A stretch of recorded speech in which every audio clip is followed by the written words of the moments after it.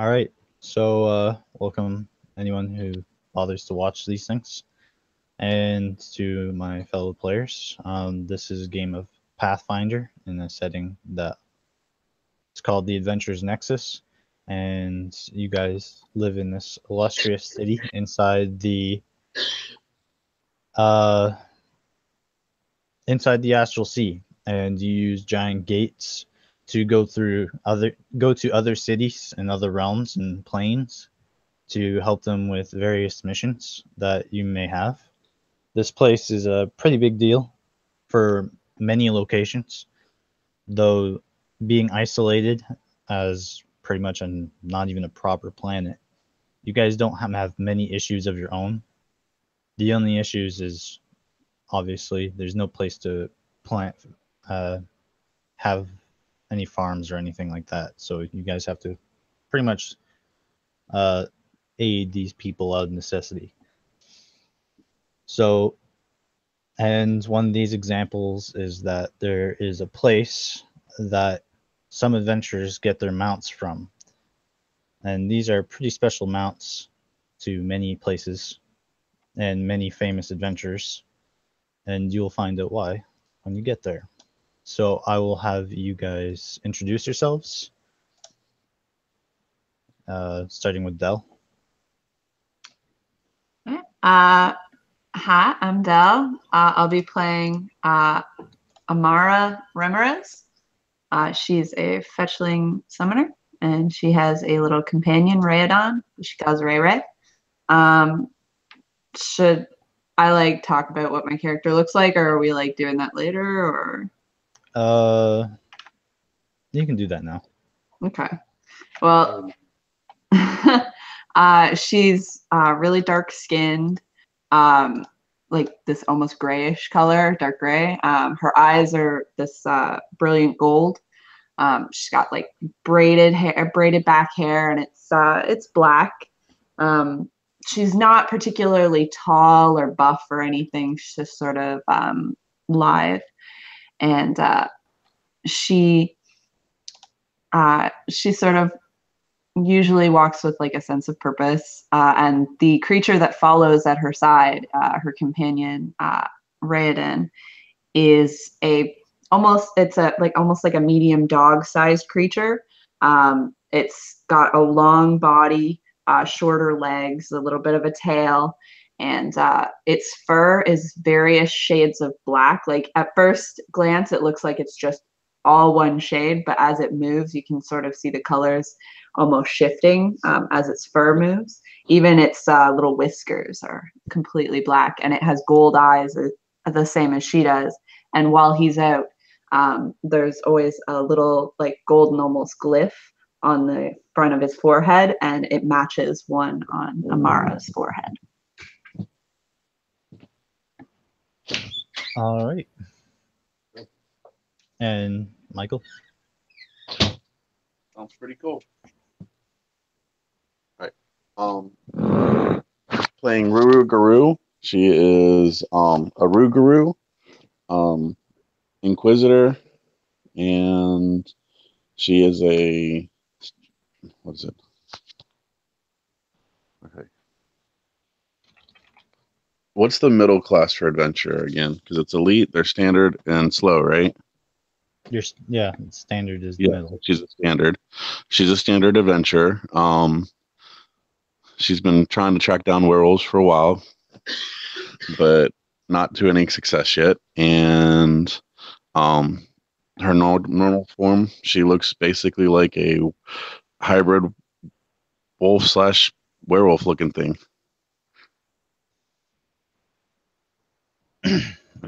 All right. So you two have been summoned to Sergeant Pennyworth in the Adventurers Hall, and you guys enter the building from perhaps just waking up. Actually, I guess you might as well tell me what you guys were doing, what you do in the morning. At this point in time, was probably sleeping outside the big tree. I'm just waking up.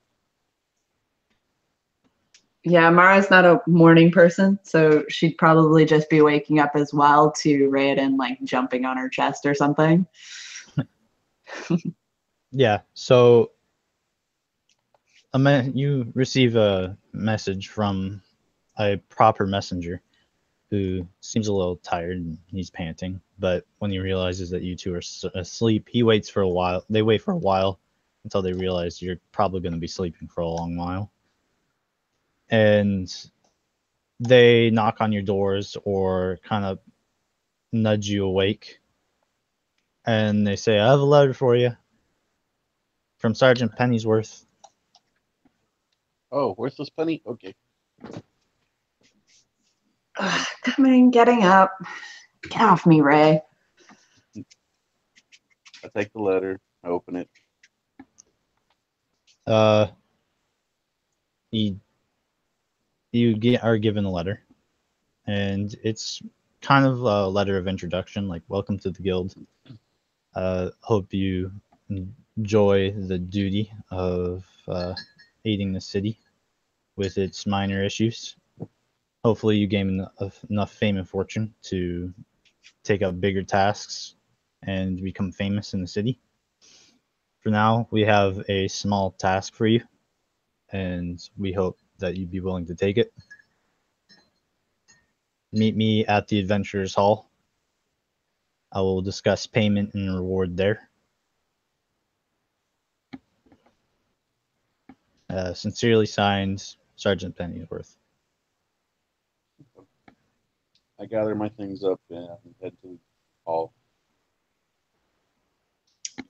Looks like it's finally time for us to do something, Ray Ray. And she'll start gathering her stuff and putting on her armor and head out.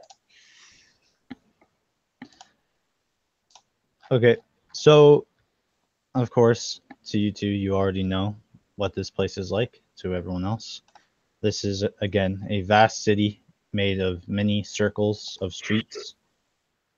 This place is very diverse and has a lot of people, including monstrous species, walking about and enjoying casual conversation, and the merchants area and the plaza that's in the middle.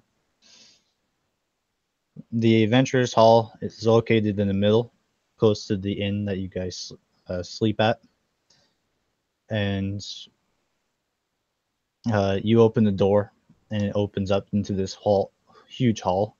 The building outside looks like it's made of stone, but the inside is all made of hardwood through for the floors and walls and ceilings. There's a few chandeliers that light up the building, though strangely enough, the candles on the chandeliers do not brighten up the room very well, and it's almost like this room is covered in daylight, even though there is not any windows in this room, besides from the outside door. Sergeant Pennyworth is the most notable person in the room at this moment, as it's still early in the morning, and he waves at you guys. I head over to There him. are groups of other adventurers just kind of sitting around, talking to each other, sitting at tables, and they have maps and scrolls, and they are talking and reading to each other.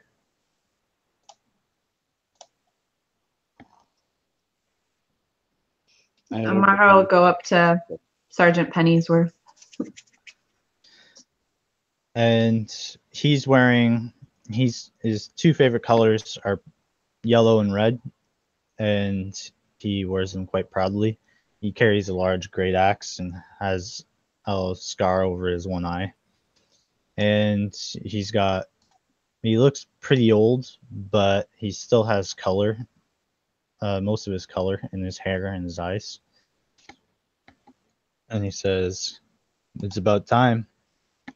Why'd those messengers take so long?"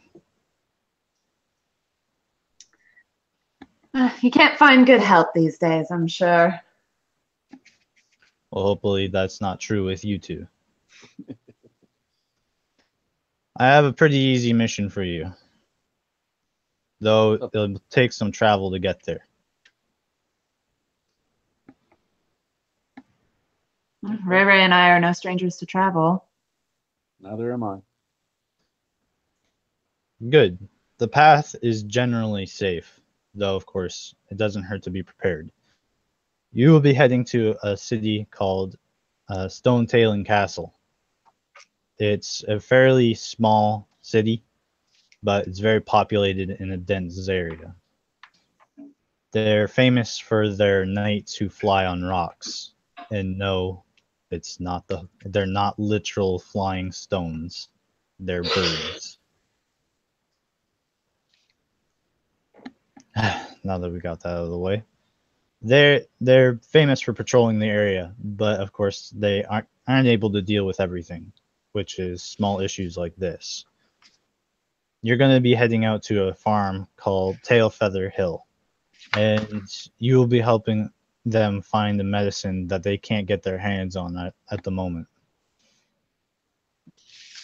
They'll fill you in on the information you need there. We have an adventurer waiting for you. And it may be difficult to find him because he'll blend in pretty well, being a halfling himself.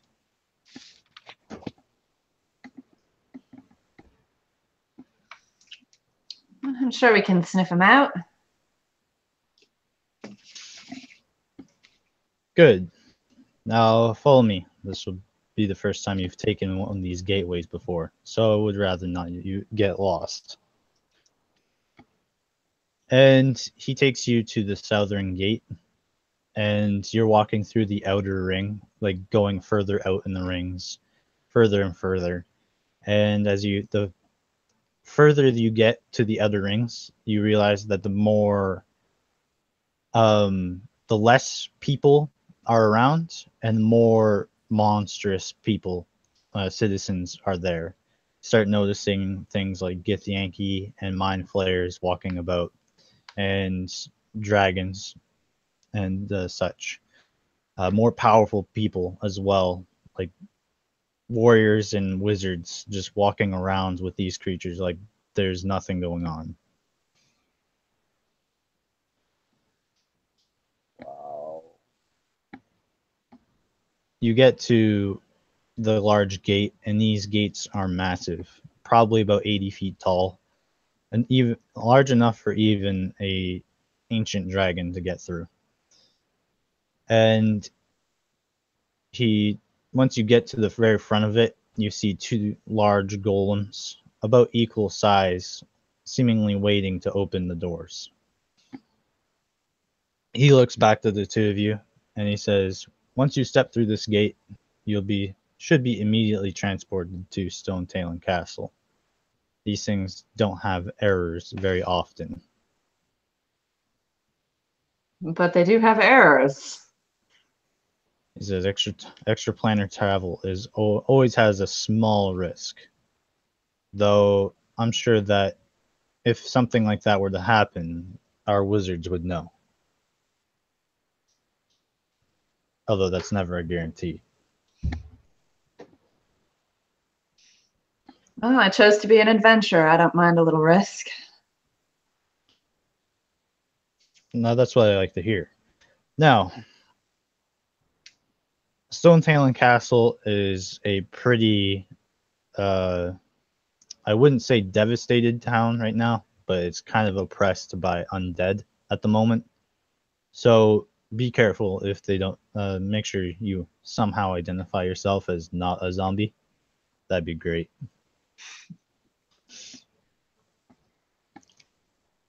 He says, though the road to Tailfeather Hill should be pretty safe. I hear they patrol it quite often. But enough about these meddling preparations. I have actual things to give you for your journey. He passes you some slips of paper, and they look like passes, like passports almost. It identifies you as a citizen of the Adventurers Nexus, but also has other papers with it that lets you. That's for some reason, since you're not used to this world, it's like you need this to go through borders. He says, hopefully the world hasn't changed much enough for you to need these border passes, but just in case.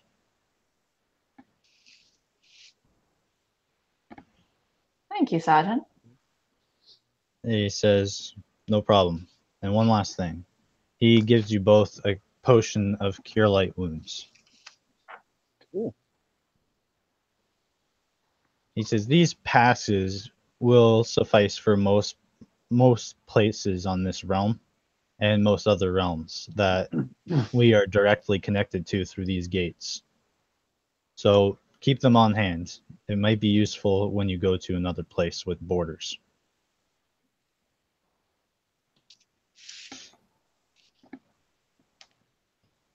Any questions so far? Nope. I'm kind of itching to go, so my character's kind of prancing around. Okay, fair enough. And he looks up and he kind of waves at the one golem, but doesn't seem to notice him. And he's like, gods, I hate this part. And he takes his axe off and he slams it against a gong, and the one golem looks down at him, and he makes a specific hand gesture. Kind of looks like he makes a fist, and then he moves two fingers out and points it at him. And the golem nods and grabs the door and pulls it open a crack. And on the other, and inside the crack of the door is just this blinding light. And he says, it should take you to where you need to go. Good luck. Ruru takes off and goes. Just before Amara goes through, she looks to Sergeant Pennyworth and says, my Edelin is fine to go through here, right? He's not going to get lost on the way? He says, as long as the bond between you is sufficient enough, he should be. Either way, you can just summon him again. It's such a pain. Come on, Ray Ray, and she'll dive through.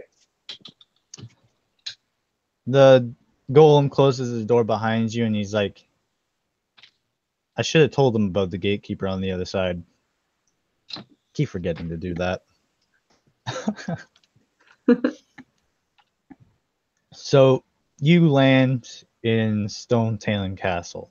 A small gate opens up, and you guys walk through it, and you see what looks like a human male standing beside the door. He's wearing what looks like very knightly armor, and his armor has an emblem on it, just right on its chest.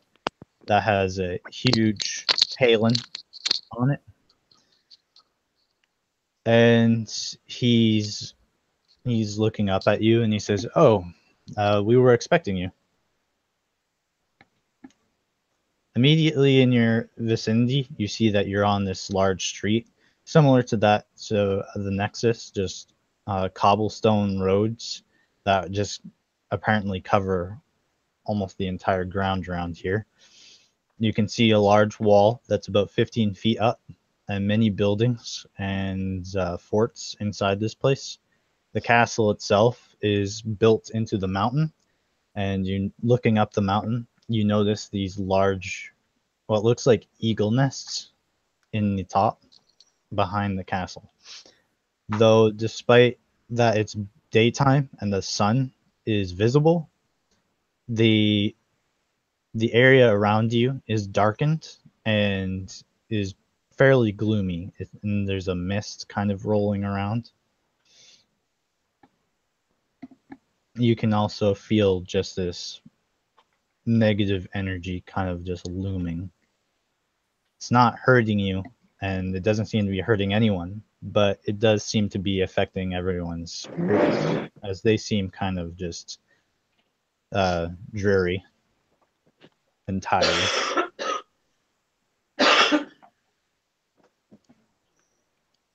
It seems kind of blah here.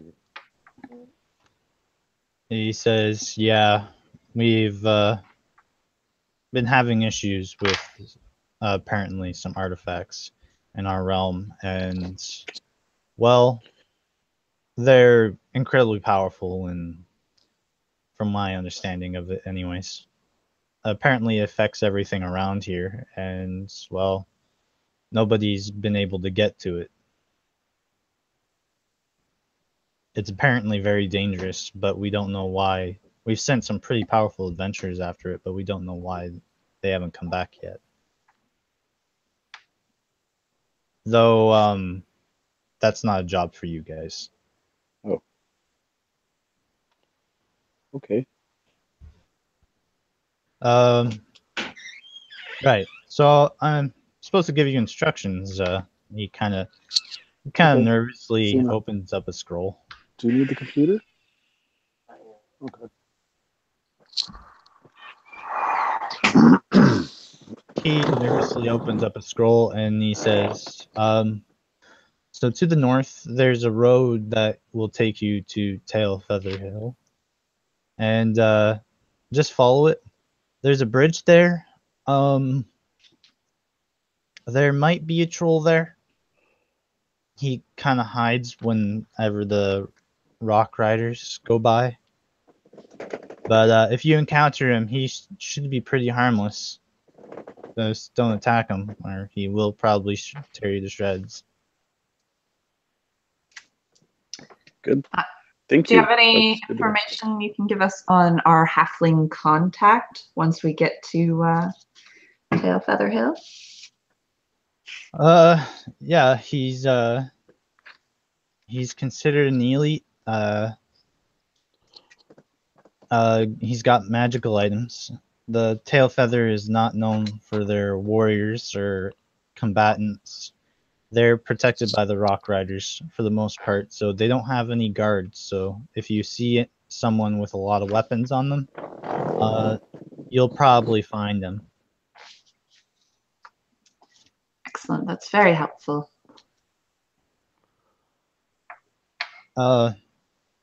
Yeah. Is there anything else you need?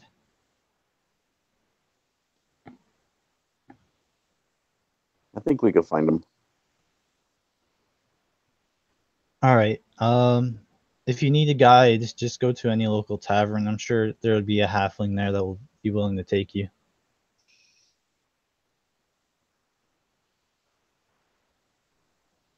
Okay. Well, thank you so much for your help. No problem. He says, yeah, one more thing, and he just gives you a map. He says it's a map to the whole southern side of the island. There's a northern half, but nobody can really make it to the other side by land, so there's a lot of information missing. All right.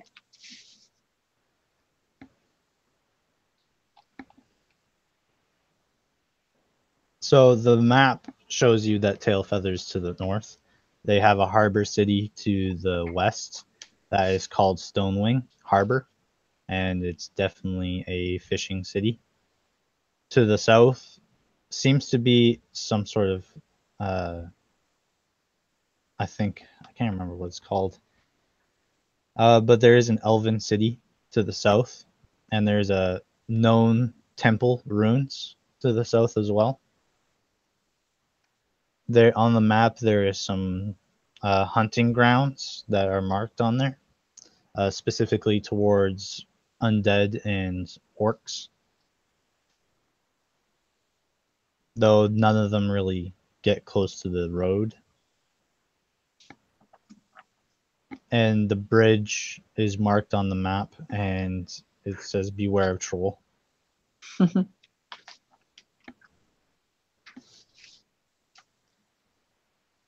All right. You estimate that it would take you about 2 days to get to Tail Feather. Do you think we need a guide, or do you think we can do it on our own? Well,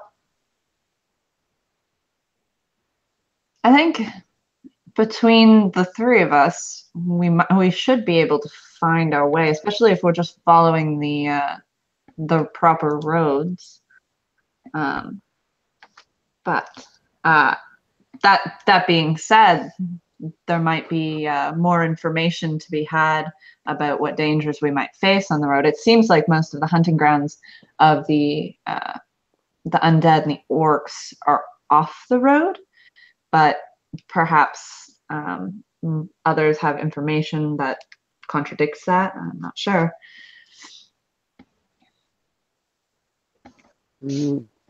Might be a good idea to go and at least see what we can get from one of the guys or one of them. Be it information or an actual tag along, I guess. All right. All right, so you go up to a local tavern called the Sleeping Lamb, and when you enter, there's a lot of people there. Though it's not as gloomy as outside, it's still pretty depressing to look at. The tavern isn't very cheerful, though there is still food and drink. It smells nice in here, and it's still bright in here, despite how the outside looks. Though the people here seem to have something on their mind, and there are a few of them that look like they're very well equipped.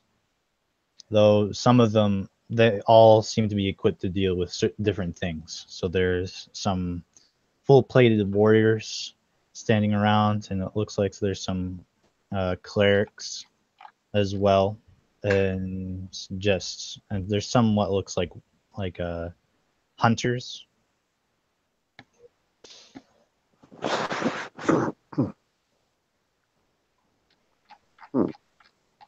And of course, there's the innkeeper, who's a dwarf.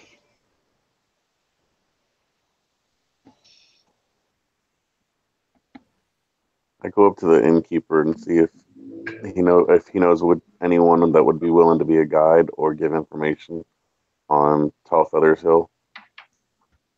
Tailfeather Hill. Tail Feathers Farley. Sorry. Can't read my own writing. So you want a guide or just information? A little of both, maybe. Well, I know there's a lot of squires that are looking to prove themselves in the castle itself. You could ask for one of them to accompany you if you want. As for information, what kind of information are you looking for? What to expect getting there? Well, I would say that you encounter bandits, but because of all the undead and orcs running around, it's best to say that you'd run into them first before bandits. But there has been some brave enough to put up a toll, but either the undead or orcs get them first, or the knights do. Trade one problem for another.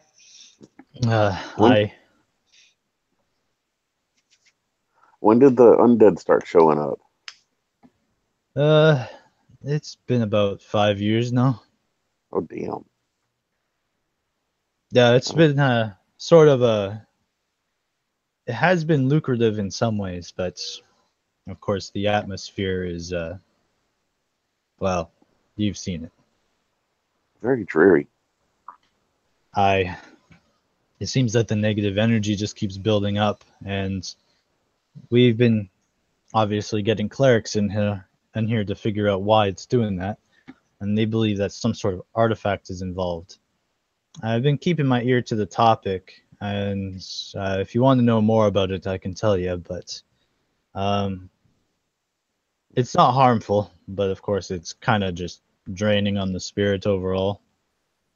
Yeah, I don't think that's something we're here for today. Maybe we can pass that information along to the Nexus, and maybe they'll help send someone out next time to help with this. Yeah, As for anything else, no, it should be pretty clear. You have any questions to ask? I think that about does it for me. Okay. Do you want to pick up a guide or go on our own? Well, I'm mostly used to working on my own, me and Ray Ray, but Okay. I can see the benefits of having another, but it's entirely up to you. I don't know how forefront you want to be in fighting.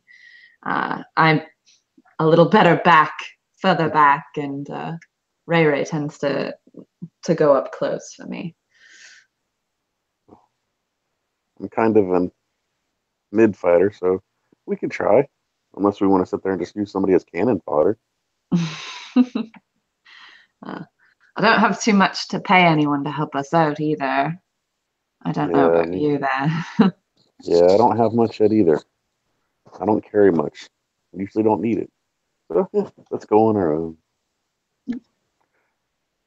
I get, I give the dwarf a piece of gold for his information. It's just thank you. Have a good day, and hopefully this won't last much longer. But it's 5 years, so yeah, good luck on that. He says, I can tell you more if you like, but it's obvious you're busy. Yeah, maybe next time. Safe travels. Thank you. And we head out the door. Okay, so you're standing on this cobblestone street. There are people just walking about. Uh, Nothing really stands out to you. They're all wearing like black clothing, and of course, it's kind of strange, but considering your basic knowledge on clothing, they're probably just trying to warm up, seeing as the sun is blocked pretty heavily. It's kind of chilly, but it's not something that you have to worry about I mechanically. wouldn't notice it anyway, but for No, you would notice it, but it's not because it's the cold feels a bit unnatural. oh, okay, Not something because it's actually cold. gotcha.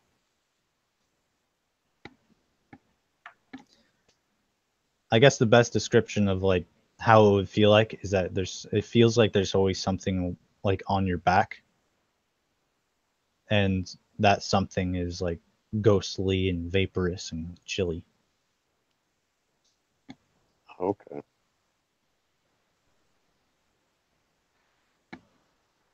It's kind of weird. You guys, as you guys are walking, I'm assuming you guys are heading north now to the road. Yeah, we're following the cobble brickstone road. You guys always feel like that there's after about 30 minutes and getting towards close to the gate where they are letting you out. You always feel like that there's something watching you, and you're always looking at like the corner of your eye, and it's never something that's there. You think you see a face, but it's just something, but then you realize it's just something like the mist moving. It's a I really very don't like the atmosphere of this place. It's, after um, experiencing this for about another hour, you can understand why you can slowly understand why these people are very tired. this place is so depressing. It most definitely is. I usually like a nice cloudy day, but there's something about this. It's so unnatural.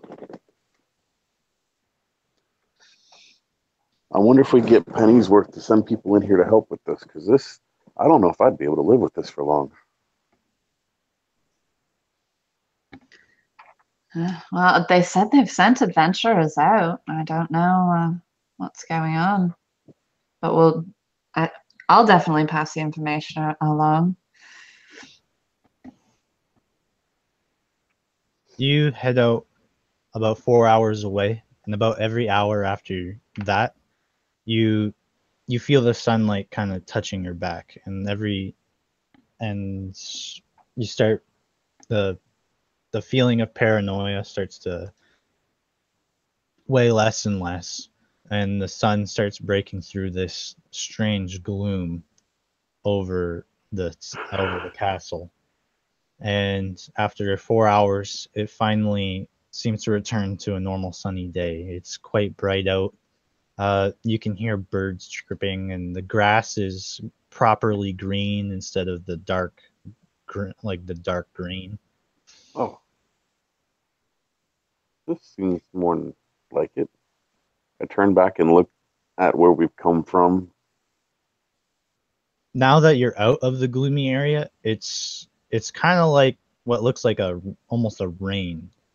Like when you look at rain and you see the Yeah, huge column of water, it's kind of like that. There's just this huge column of, I wouldn't call it darkness, but it's definitely as some aura that is darkening the area around it. kind of like a And you shadow. just see, yeah, and it's just this huge misty cloud. Like looking into it, you can barely see through it. It's different when you're actually inside of it, but from the outside, it's just this large shadow over this place. Wow, that just looks weird. I don't know how anyone can stand to live there if the rest of the world is oh, comparatively normal. Yeah, I would have not stayed there for 5 years, that's for sure. Maybe we're just a little bit smarter than them. Ignorance is bliss. Maybe that they think it's this way all over and haven't traveled. I can't imagine staying in one place for that long. Thank God, me either. So as you continue on for another 4 hours, eventually you come across this bridge. It seems a little inoccupied at the moment. The bridge has seen better days, but it still seems to be in working condition. You think this is the bridge that we were warned about? Um, I kind of go to one side and try and look down the side. Make me. You guys worried about stealthing or? Uh, I'm just trying to see if I see anything like the troll or whatnot. Okay. Roll me a acrobatics. That's what, strength or dex? Dex. That's right, I should know this. Duh. So 20 plus 3. I got a 16. Okay. So you're you're looking over the edge, and you kind of step on a loose rock, but you manage to like pull yourself away from it, and it doesn't fall into the water below. Looking over, it does look like there's something that lives down there, but without going into underneath the bridge itself to look in, you can't really see what's underneath the bridge. Though there's definitely signs of life. There's a lot of claw marks down there, and the water that goes in there, that is supposed to cross underneath it, is actually funneled over to another deeper hole, and you can see that there is in fact a troll in there. He was smart enough to divert the water to the other side of the river without waylaying his hiding place. I carefully try and go back to her or to my partner and go, yeah, it's down there. Did you see it? Is it really big or? No, I didn't see it, but it actually sat there and has somehow made the water go a different way, and you can kind of see where it's staying, and it looks like it's probably pretty big. Hmm. Well, we were told it wouldn't give us much trouble. and that it tends to hide the rock riders. I'm not sure what a rock rider is, but okay. I believe the bird riders, are they not? Yeah. Like it's ROC rock riders, right? Not Yeah. ROCK. Yeah. That's what Pennyworth was telling us about. Oh, okay. I don't know how I would mimic the sound of rock riders going by. I think we just need to be swift and quiet. Well, let us try then. Okay. All three of you roll me stealth checks. Okay. 14, out of 17. What is wrong with my dice? That's all I want to know. What is wrong with my dice? Like I rolled 2 different dice, one for each of us. And it's still, I got 5 on each dice. So that is a 10 and a 11. So 10 for me, 11 for Ray Ray. All right, so you're walking across, and like I said, it's mostly functional. You do manage to kick some small pebbles across the ground. You proceed on cautiously. You feel like that a few pebbles won't seem to make a difference. Uh, Ruguru, you move across the ground near her, and you're avoiding the rocks, and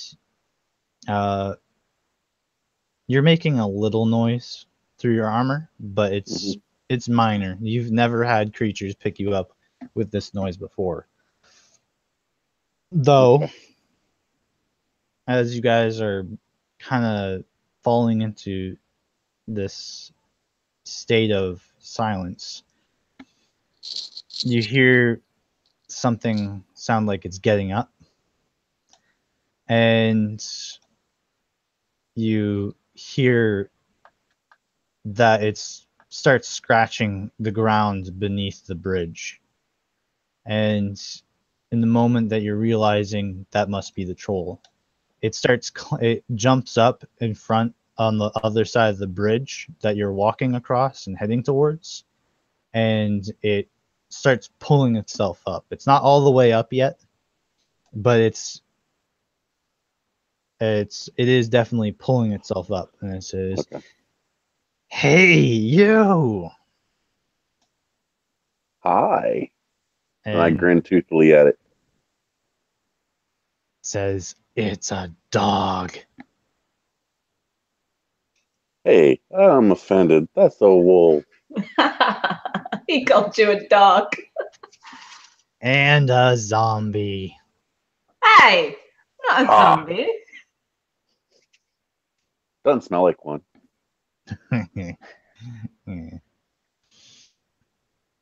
Well, now isn't this fun? 2 new, not people, definitely not people.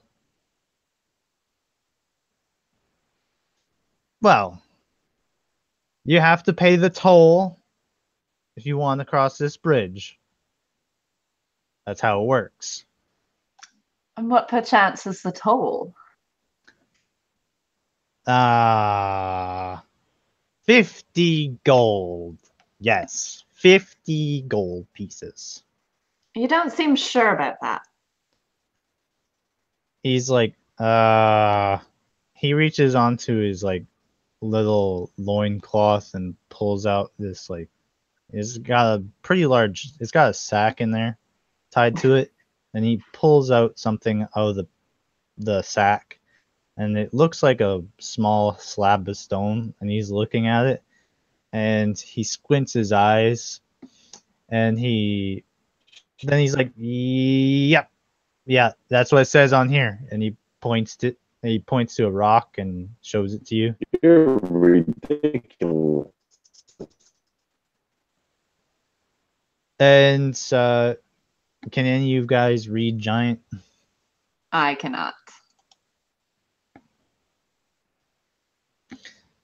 So if you can't read giant, he points to this poorly marked scrawling on this stone as some sort of justification for making you pay coins to cross the bridge. And then he puts it back in the sack and he says, 50 gold. That seems a bit stiff. And I mean, really, what use is gold for you here? Do you trade a lot with people that come across the bridge? Do you go into town? Like, where are you using this gold?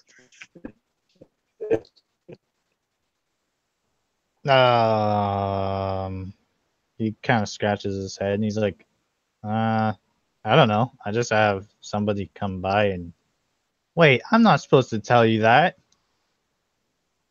You know, somebody come by. That's an interesting notion. So somebody has you charged with sitting under here and taking money from uh, bridge crossers.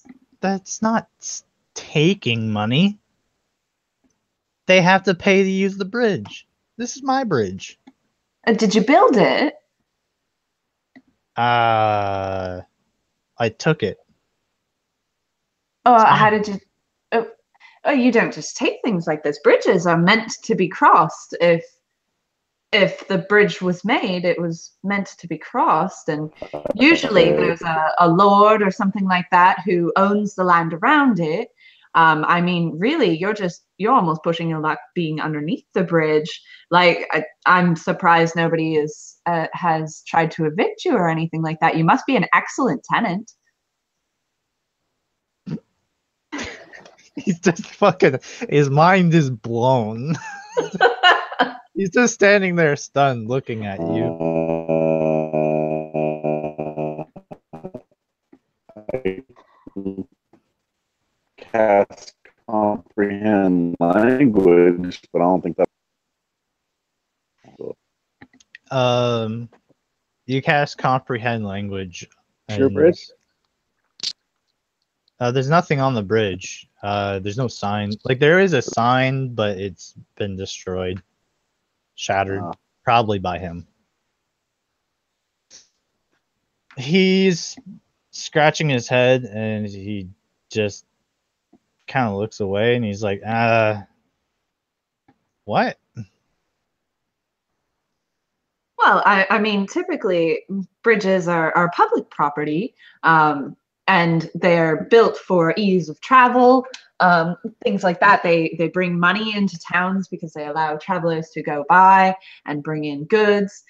So it just seems a little bit odd that you're tasked with charging people to cross the bridge when, as far as I know, and as far as you've said, you actually have no legal claim over the bridge. It's more of a I sold this and it's mine, which isn't really how things work. But if somebody's, tasked you with doing this, and she's just gonna keep going on and just be like trying to like bamboozle him enough that he's just like, you know what, screw it, and lets them by.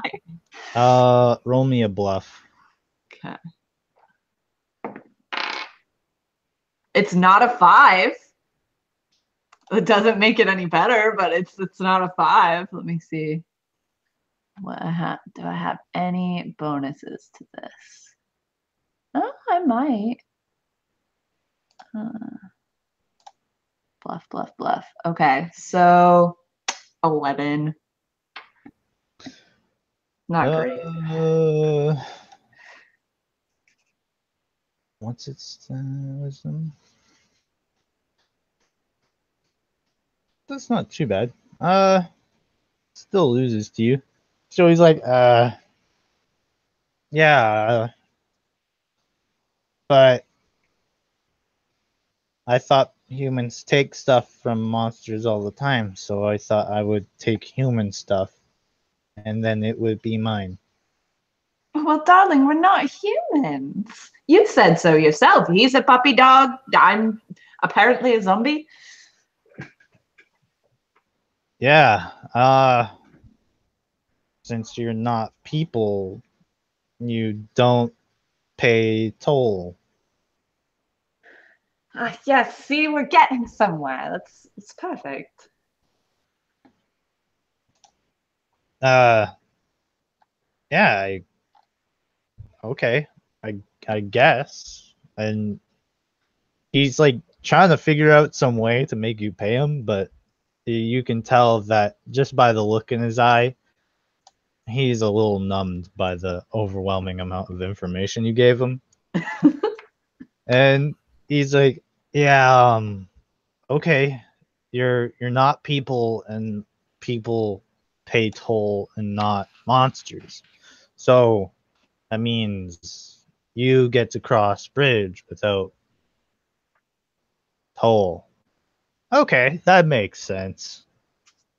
Uh, don't tell them I'm here." Oh, I would never. By the way, do you have a name? What's your name, darling? He kind of just looks away and he says, "Bye." And he goes down back underneath the bridge.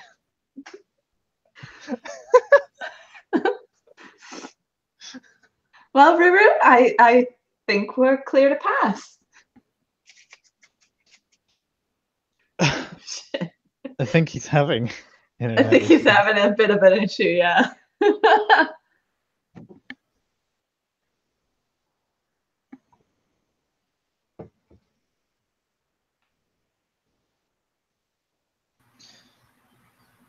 All right. Uh, there we go. Sorry about that. All good? Yeah, I think so. I was using Hangouts on my phone, and then my phone just basically shut down on me. Oh, well, that's awesome. Yeah, great, huh? That's what you want. All right. So the troll has allowed you to pass without paying the toll, believing that getting overwhelmed and confused by legal jargon that he's definitely not in the realm of understanding at all. Thanks, Del. No problem. He ends up getting confused about the whole subject so much that he just boils the whole thing down to, well, you're not people, so I make people pay the toll. And considering you one of his monstrous kin, he leaves you alone. I tried to ask him for his name, but he was just like, goodbye. He doesn't like you anymore.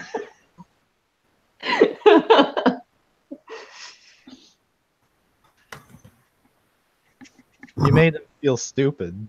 Aw. Poor guy. So you guys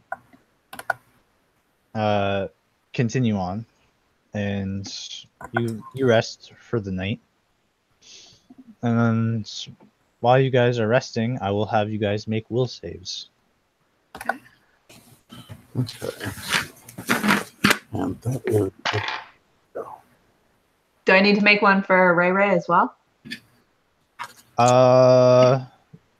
Well, if you're sleeping, you go unconscious, so he doesn't stay there. Okay. He follows all the rules for normal summoning, so. Gotcha. I got a 10. Mine is probably much worse than 10. Let me double check what my will save is. Yeah. Oh my god. Okay. So I got a 6. I rolled a 5 again.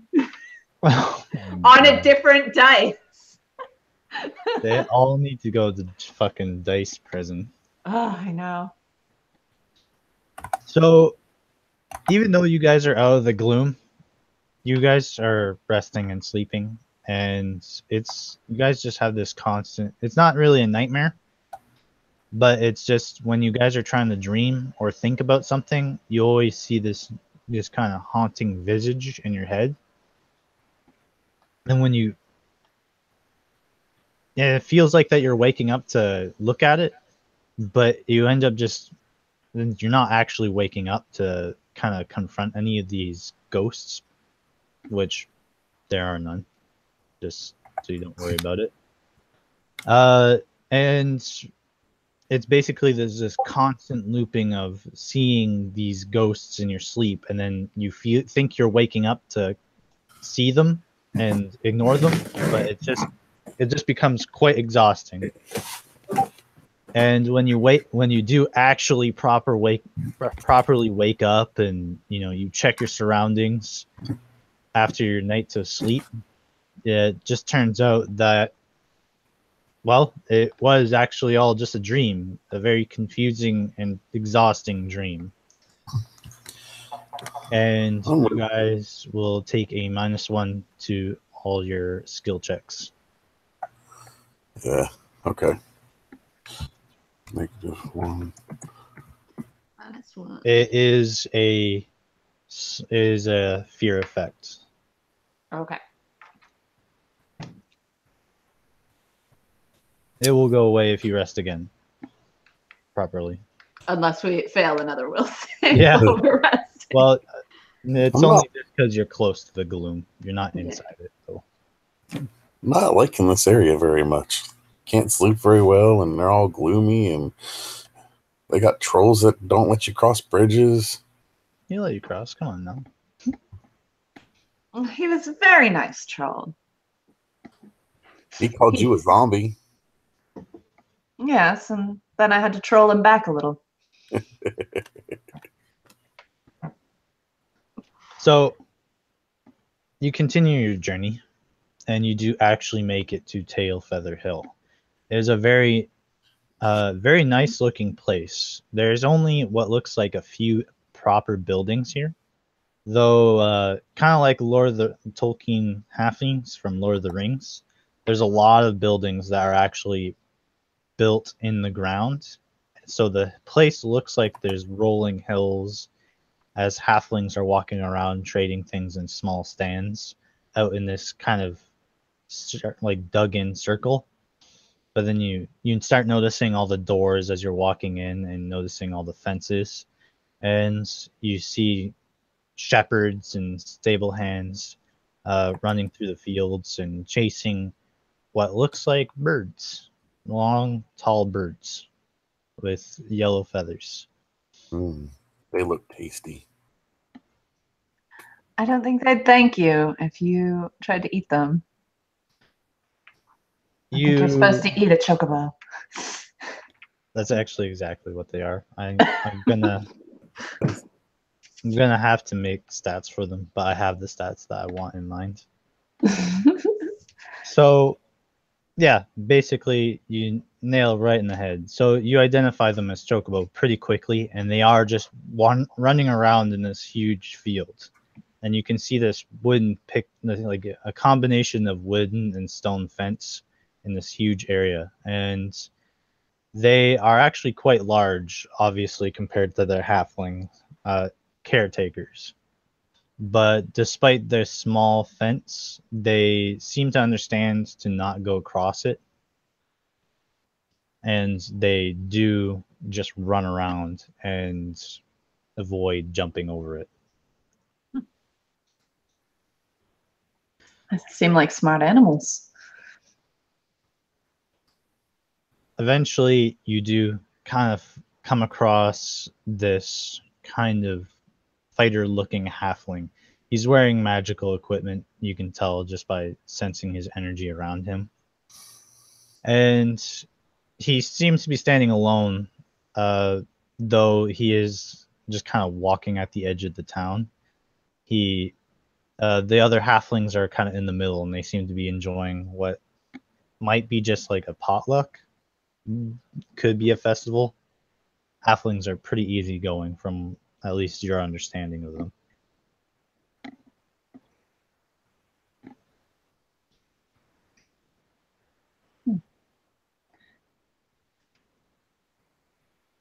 Well, it looks almost like that would be the halfling that we're looking for. He's a lot better dressed than anyone else here, at least armor-wise.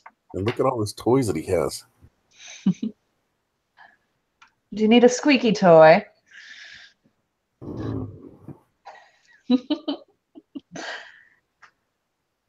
Not a dog.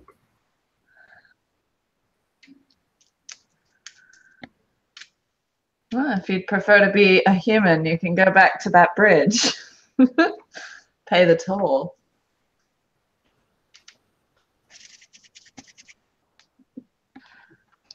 So you approach the halfling fighter at the edge of town. Yep.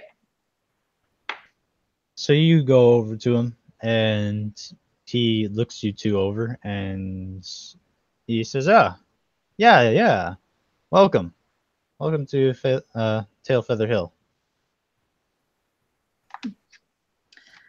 Thank you. I'm gonna go on a limb and assume you're the two rookies. What gave us away? Well, first of all, the shit stains, probably.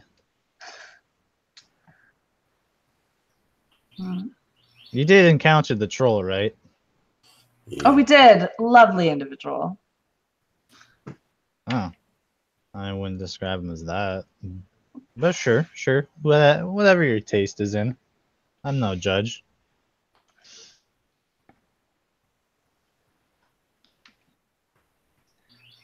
Well, Oh. let me give you a quick rundown of your assignment. There's a couple of chocobo that need medicine, but they don't really have any of the medicine on them. And the colony of dryads that they usually get it from, they've become quite hostile. Something about the seasons, I guess. Your assignment's pretty simple. Just go over there and convince them to give you the medicine that the halflings need. How do you usually deal with them? Is there like a certain thing that they enjoy, or anything that tempts them to help out? Well, if you're going to take that approach, well, I hope you are very durable then. Because dryads love to have sex. Yeah, not Yeah. Though if you want to avoid that, they are very naturalistic creatures. So maybe exploring more druidic practices may be necessary. Well, it's not my specialty, but I'm willing to try for sure. Which way are these dryads? To the east northeast, so it's pretty much east. The colony is actually very advanced for dryads. As soon as you start seeing signs of, well, like wooden natural, like vine tree houses, I think that's when you'll start seeing them as well. Okay. And what kind of medicine is this that we need? It's a root. I think they call it the Nona root. Nona? Nona. Nona.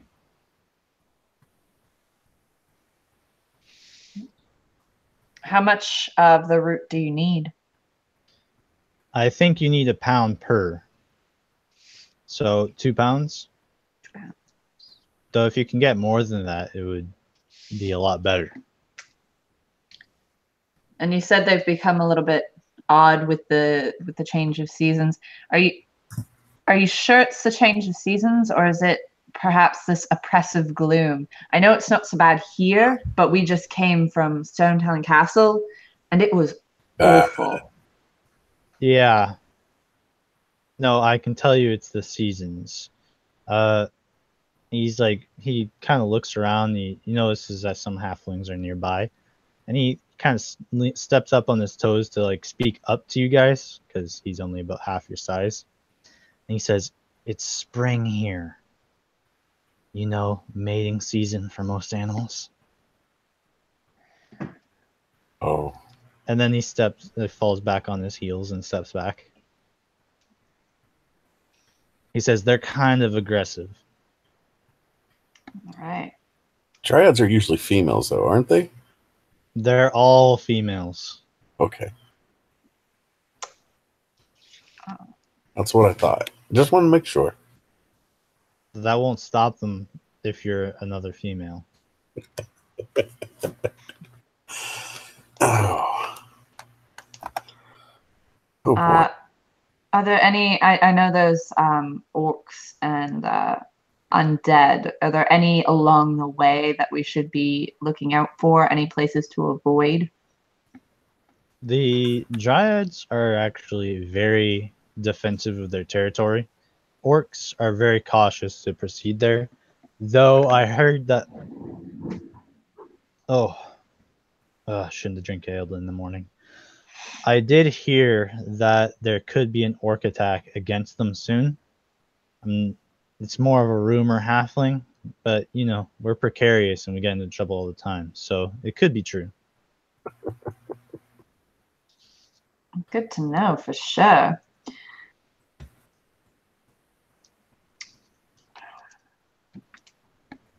Did you have any more questions, Ruru?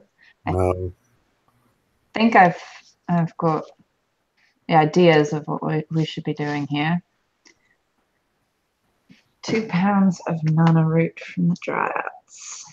Yeah, I put that in the chat over here on the right in case we needed to remember that. Perfect. I have a very tiny piece of paper that I have like a whole bunch of random shit just written on.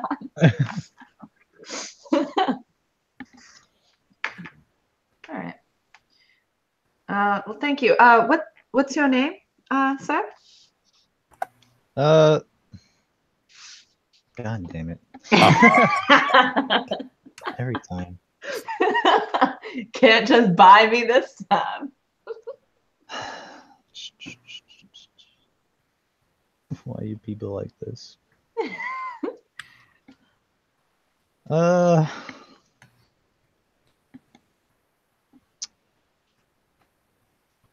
Let's call him Tribin. Tribin.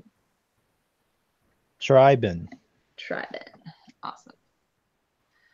It was a pleasure to meet you, Tribin. When we bring the nana root, do we bring it just back to you?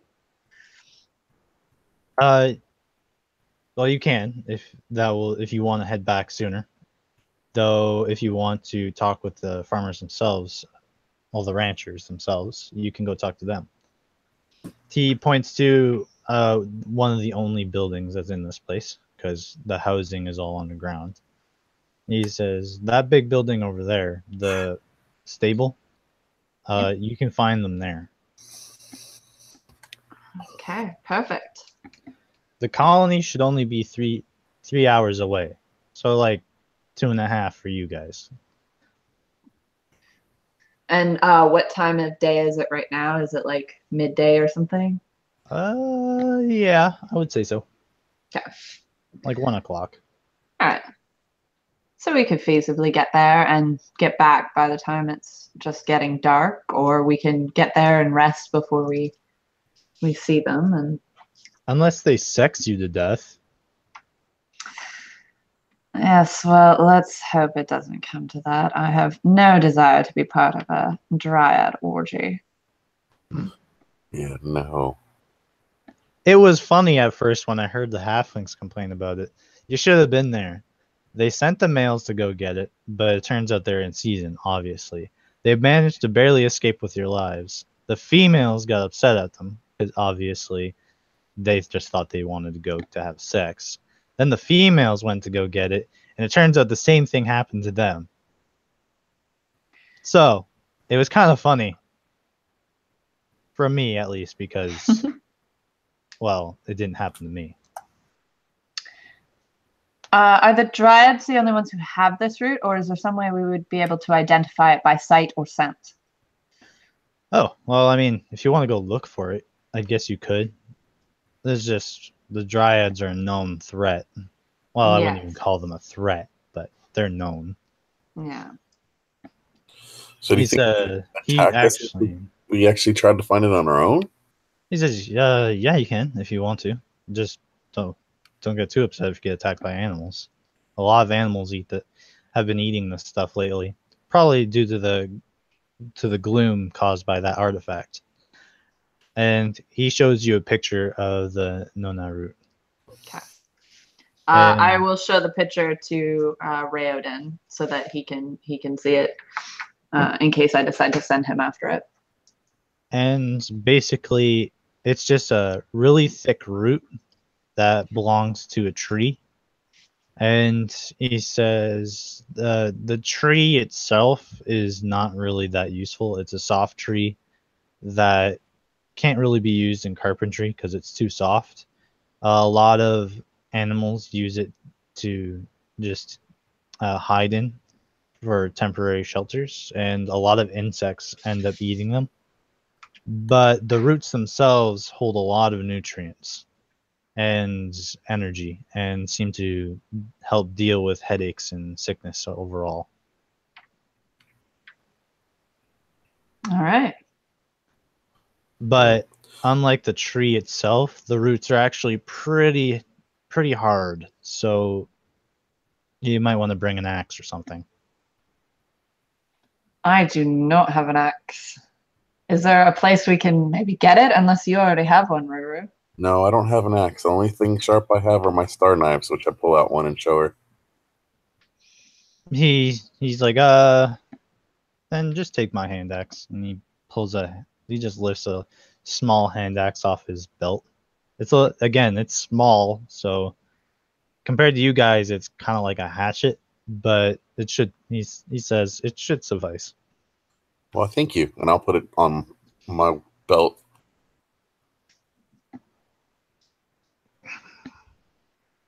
Well, like I said, I'll be here. If there's more orcs than you can handle,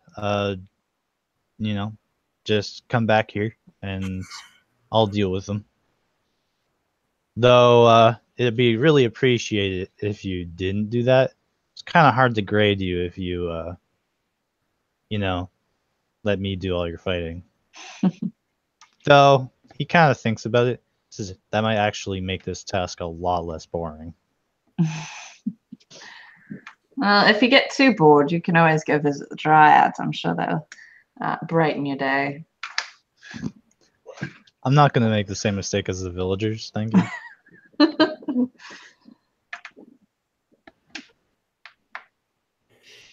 Oh. All right, Ruru, do you want to head out, or is there something in town you want to do? I don't think there's anything here that's I'm gonna need.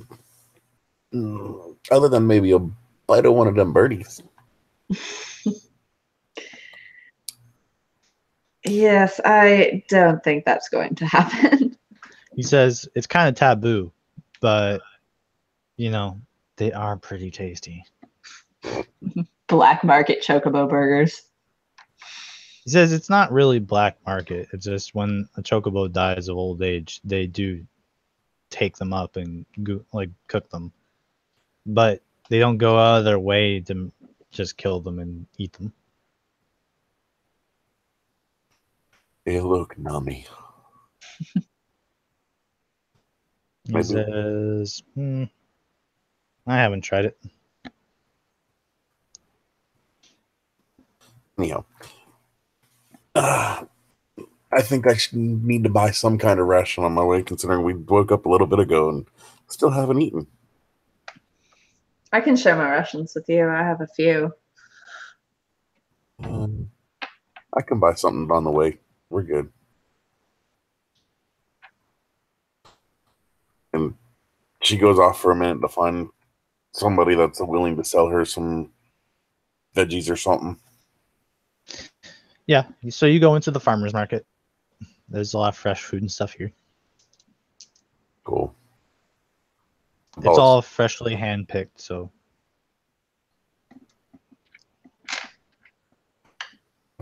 I pay them whatever they feel is equivalent for a morning's breakfast, basically. Well, do you want them to cook you breakfast or what? No, just the fruit. Something that's easily travelable, or travel gear type wise, like apples or small berries. She may be a wolfy looking thing, but she still eats fruit and stuff. Okay. Um.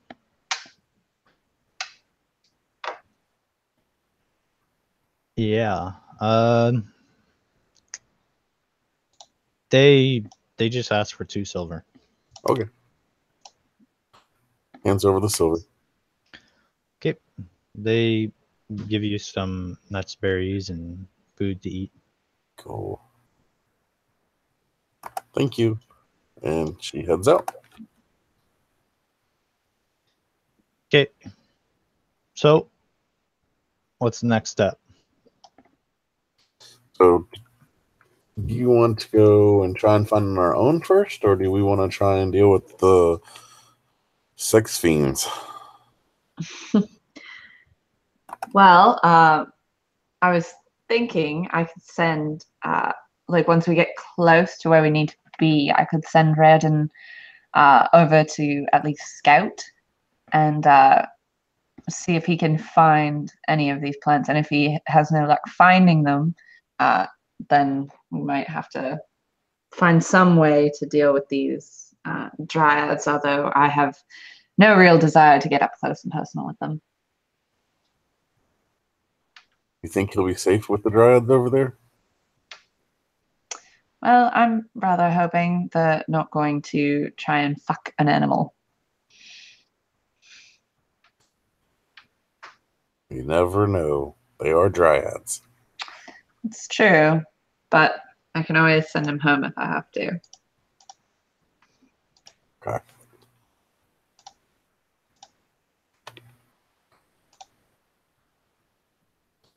Sounds like a good idea then. Okay. So, you guys, what do you guys do? Head out to see the dryads, or Search on our own. okay? So, is it survival? I believe it is. Oh. Yep. So roll me survival. Roll your survival. Okay, well. 19 plus 5 is a 24. I had a 24 with my -1. Okay. You do actually manage to find a small cluster of Nona roots and their trees. Okay. I want to look around and make sure that we are kind of. Alone? Yeah. That there's no animals or anything nearby. I'm gonna have Raoden use his scent to try and track and see if there's any opponents, because he's got the scent evolution,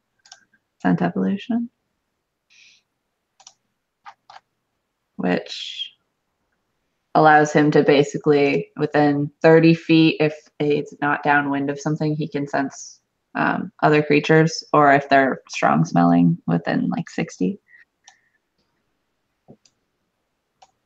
All right. Have him roll me a perception bonus. Perception. Okay. Oh, that's better. Perception is modified 20. And give him a +4 bonus for his scent ability. Okay, so then it'd be 24. Okay, so he's sniffing around, and it doesn't seem like he doesn't smell any nearby. All right. I pull out the axe and with one hand try and dig around in the area, and with the other side, with the axe in the other hand, try and chop at the root.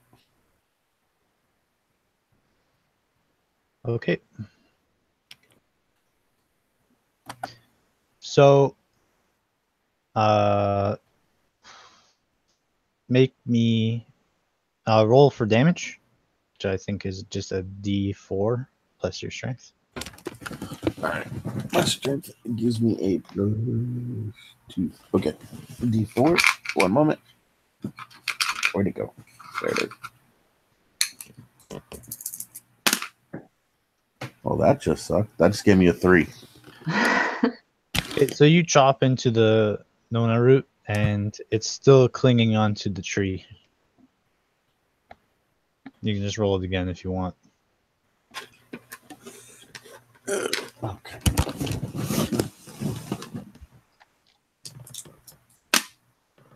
Oop, I got a 6 that time. Okay. So you cut the Nona root off the tree. All right. And considering it's something they need, I carefully start digging with my talons around it, trying to get it out without destroying it. Okay. I will have you roll me a. What would that be? I will have you roll sleight of hand. All right, so it's just a dex. Because I don't have sleight of hand on her. So that's a +3. Okay. Woo! I got a 20. -1. So 19. So you actually managed to dig this up pretty well without damaging the root too badly, and you pull a 3-pound root. Hey, look what I got. Excellent. Now we just need at least one more. Okie dokie. Okay. You are in this just cluster of Nona roots, so you can just start again. Yep. Okay, so I passed her the one I had. I'll put it in my backpack. All right. I'm going to chop it one again. That's So, +2. are either of you considered animals? Not at this point. I didn't change into my wolf at this point. Yeah, I'm not an animal. And what of your island? I think he'd be considered an animal. He's a quadruped. Does that help? As far as I know, type quadruped is all mine says. Let me double check for islands.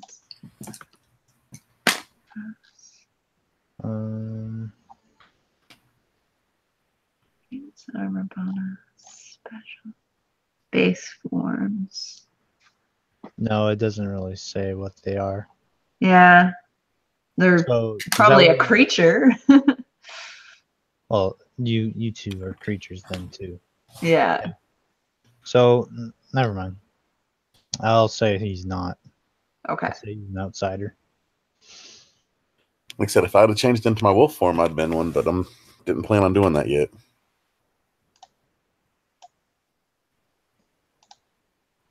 Okay, so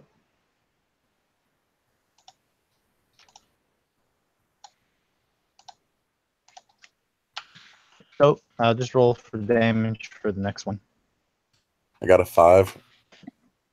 Okay, and this time around, you manage to cut this small root out, and after digging it up, you pull out another pound. I hand that to her too. Okay. It is an outsider. I looked it up. It's considered an outsider. Sorry. Okay. Is it immune to poisons? I don't think so, no. Then I will have it make a will save. Okay. Natural 1. Ooh.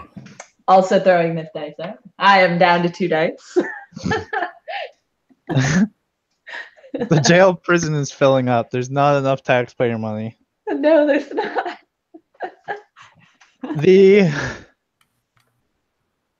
Your Eidolon is sniffing the air, of course, keeping an eye out for danger. After the first route, nothing seems to immediately happen to him. He seems to be just minding his own business. He seems to kind of relax a bit. But after that clean cut from the second one, he he picks up the scent of something, and then his eyes kind of just roll back into his head, and he just flops on the ground. Like he's still standing, but his head is just is in the ground, nose first. No, Raiden, are you okay? Ray Ray, sweetheart, wake up. What are you doing? Why are you lying on the ground? He's rendered unconscious for 1 minute. I don't know what's going on. I don't know why he's suddenly passed out. This is very unusual. The only thing that you know is that before he passed out, you got this. It's not from you sensed from his senses, not yours, that he got this strong scent and just inhaled it, trying to look for where it came from. Like, because he was looking for danger, he wanted to know what it was, and then after that, you could just feel like this like calming effect. You could feel it like becoming calm, and when he passed out, you kind of returned to normal, but you kind of like you got really sleepy while he was still conscious. I think it's got something to do with that. There was just this really strong scent. Do these roots have a strong scent to you or something? Because it seemed to pass him right out. He was getting really sleepy, and I could feel it myself. I'd take a deep breath just to see if I smell anything too. Okay, make me a will save. All right, here we go. Come on, Dicey. Don't roll a natural one. Out of 13. Okay, so you take a waft of the root that you just freshly cut, and you get this very strong pain relieving scent, and you don't pass out, but you do get its numbing effects. Whoa, that feels cool. For 1 hour, you have 4 temporary hit points. Woohoo. Well, I guess we know that the root, or what the root is going to do for the sick chocobo. Oh dear, I hope Ray Ray wakes up soon. I can't carry his fat ass. I'll carry him. So I pick him up and throw him over his shoulder. Okay. Yeah, I'm like 9 strength. There's no way I'm carrying a medium creature on that. How big is he? He's about the size of like a medium dog. So like if you had like a boxer or something like that, that'd be about how much he'd weigh. Well, I've got a 14 to strength. I think I can pick him up, right? I think you could probably carry him for a minute. If it was like an hour that he was unconscious, that might be a little bit difficult. Oh, he's pretty heavy, but you think you could drag him. Okay. So now that we've got the root, do you think we should go back to the farmers, or do you want to go check out the dryads? Because they sound kind of cool, but I don't want to do anything with them. Just talk to them. I don't know that they're in a talking mood right now. I think actions speak louder than words with them right at the moment. You might be right. So yeah, we might want to avoid them altogether. Yeah. I don't want to do anything with them, but we kind of know that they do things to people who show up. Okay. But of course, that won't happen with us. No, I think it's better if you want to come and meet some dryads. I think maybe next time they're out of season, it might be better to come. But I think at the moment, the best thing we can do is get back and try not to get murdered brutally by orcs if they are indeed coming. That's a good plan.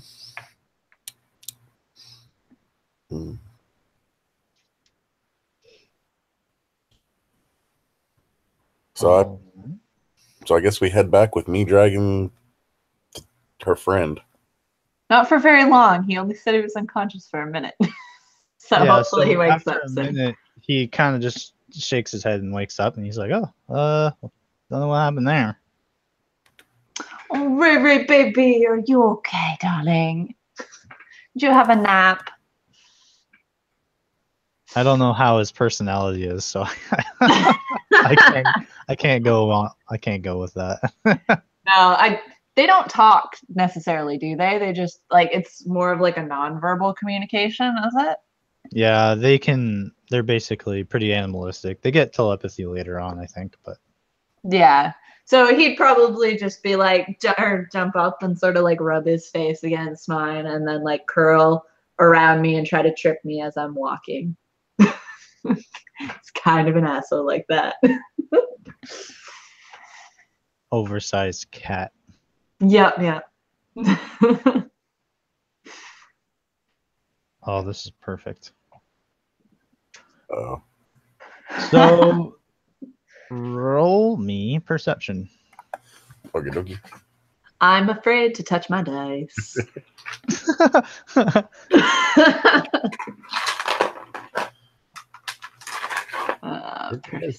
There it is.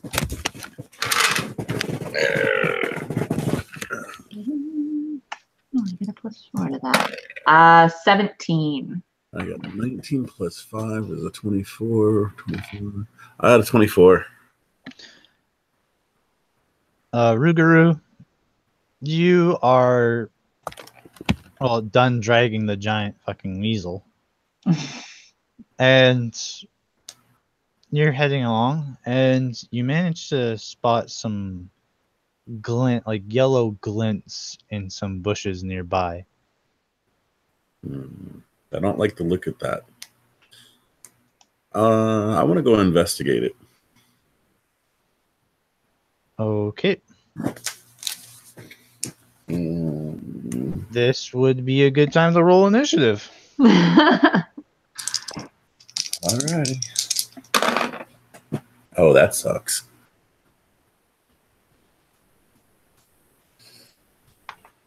Well, I rolled really poorly, but luckily I have a +7 to initiative, so it's not the worst thing ever. It's 13 for me. I got a 6. Okay. That's what I rolled. So in this surprise round, you would normally go first, but you don't know what's going on. So you're kind of looking at Ruguru heading towards this bush, and suddenly you spot Ruguru. You spot it, and you want to see what these yellow glints in these bushes are, and this huge raccoon just jumps towards you, and Ooh. it's covered in thick fur and has these strange spikes on its back, and it lunges at you, Ah! and it rolls a 23 to hit. Yeah, it hits. It deals 2 points of damage, Okay. and I need you to make a Constitution or a Fortitude saving throw. Constitution. Okay. Where'd my fortitude go? My fortitude's a +4. That is 17. Minus Okay. 1. Well, I forgot my -1, so 16. No, that's just for skill checks. Oh, okay.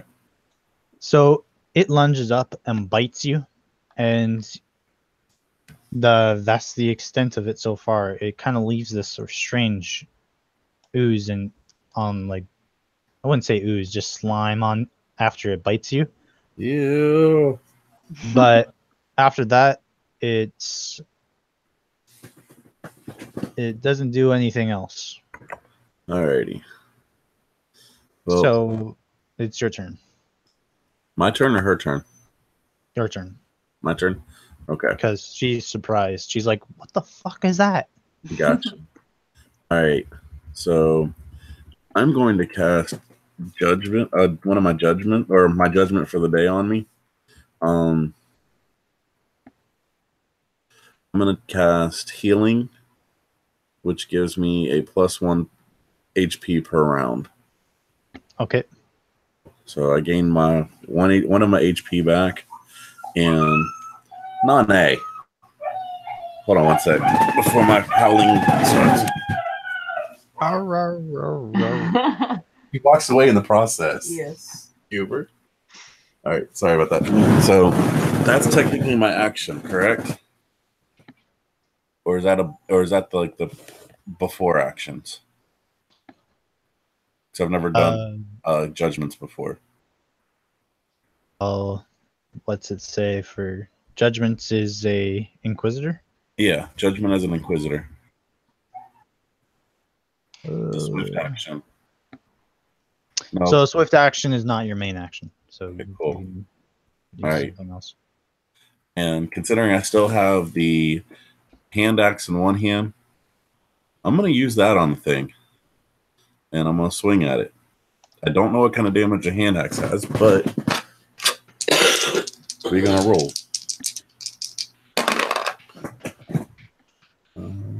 The hand axe only does a D4. Hey, that's about the same. That's actually better than my star knives. To use a hand axe, is that strength? Yeah. Okay. So will a 13 hit it? No. Okay. You swipe at it with your hand axe, and it's very evasive and jumps out of the way. Get back here, you little booger. And now we will start the proper round. But I will need a 5-minute break. So I will be right back. All right. Bathroom break. Ah.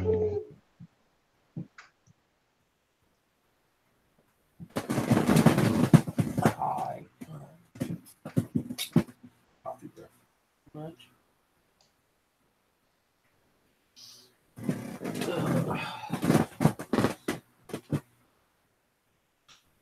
Oh, damn, she went away. I guess I'll go walk her again. She's already peed. Yeah, I was playing on the phone, right? Using my phone to do this. Yeah. My phone just randomly shut off. I had 40% life.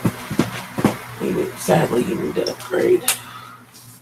And then it came back on and was like rebooting the stage. Yeah. Like my phone just. I guess it is. It's been acting weird. The other day, it took. When I go to text, it froze. Really? Mm-hmm. We've had it for what, 3 years now? Well, Definitely 2. it says we're time for an upgrade. I'm your puppy.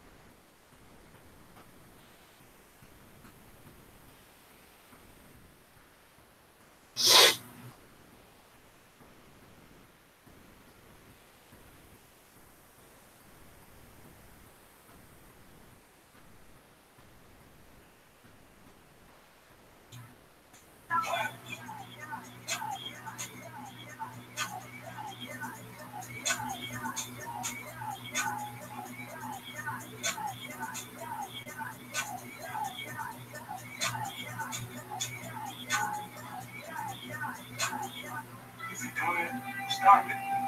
Get some help.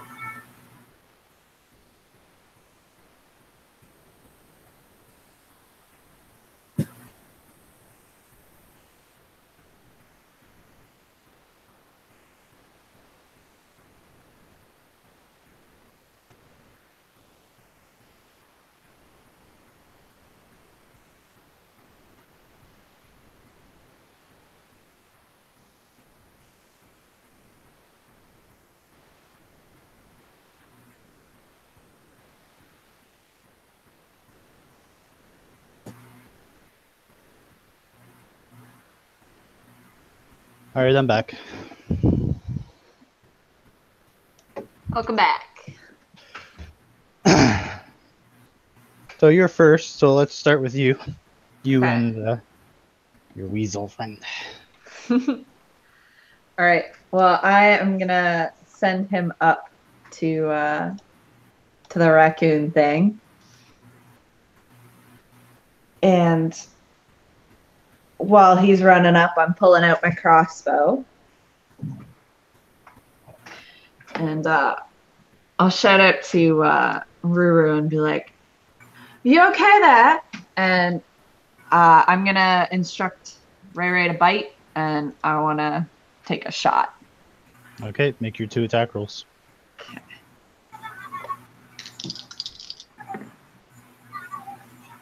Jesus Christ, I have no good dice.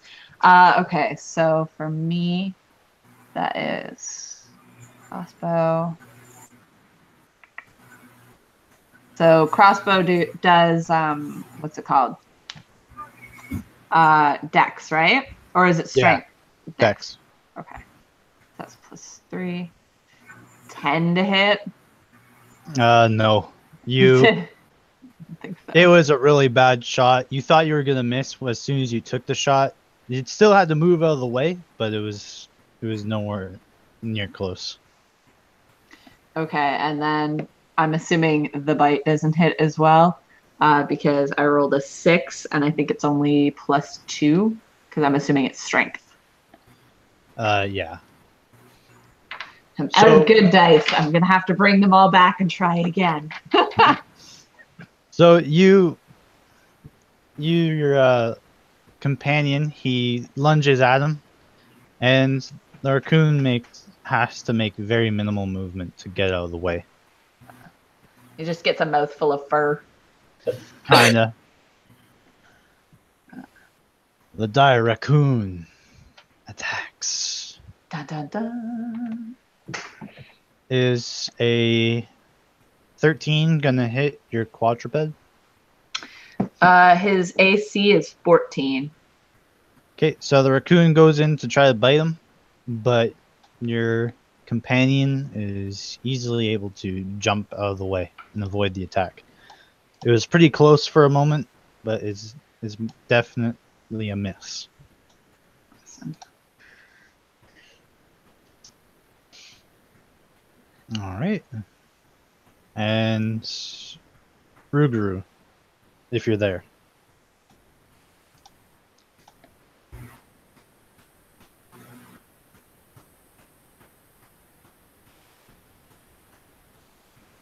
I don't think he's there. I don't think so either. Just got the email to hurry up. Be there in just a second. I had to walk the Fluffy.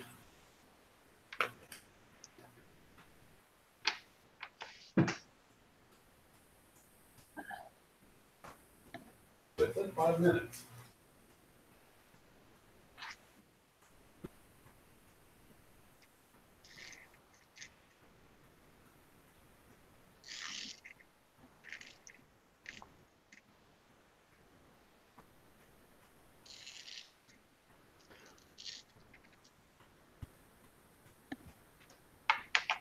I gotta update my character sheet on the Panther game. All right, I'm back. What's up? Nothing much. So, did Dell attack yet? Yeah, she, Mara and Riadon attacked, but they both missed. Oh. The Bad raccoon, great dice. the raccoon attacks Riadon, but missed as well. All right. I'm still using the hand axe to attack him. Okay. I got a dirty 20. That will hit. Okay. You said it was a D4? Yeah, D4 plus your strength. I don't know what that is. Let me get another one. Sorry. Oops. Doesn't help. So that's 5 to hit. 5 damage. Yeah, that's what I meant. 5 damage. Sorry. Okay, you hit it, and it's looking pretty. It's a lot of blood covers its fur now. It's looking pretty annoyed, but you can see that after getting hit like that, it's pretty. It's also a little exhausted. Alrighty. And I with my free hand, I pull out my snarl wood shield. Okay. And that ends my round. Okay, back to the top with Amara and Riordan. Okay. I'm gonna tell Riordan to like try and like jump on it and like bite it in the neck. Okay. Nope. I rolled a 3, so 6. He tries to pounce on it, and bite it, but the raccoon just kind of slides underneath him and gets out of the way. Okay, and I'll try to fire with my crossbow at the same time.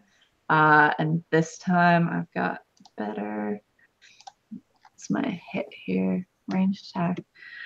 So 19 to hit. That will hit. Yay!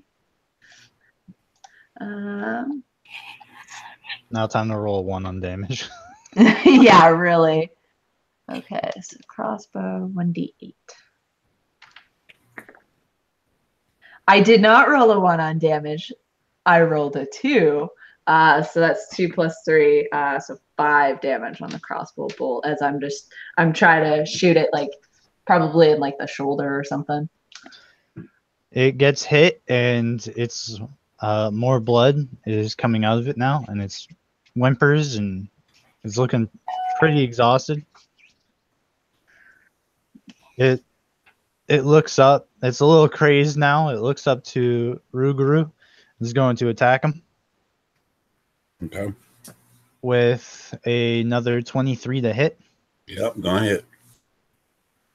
You're going to take 5 points of damage.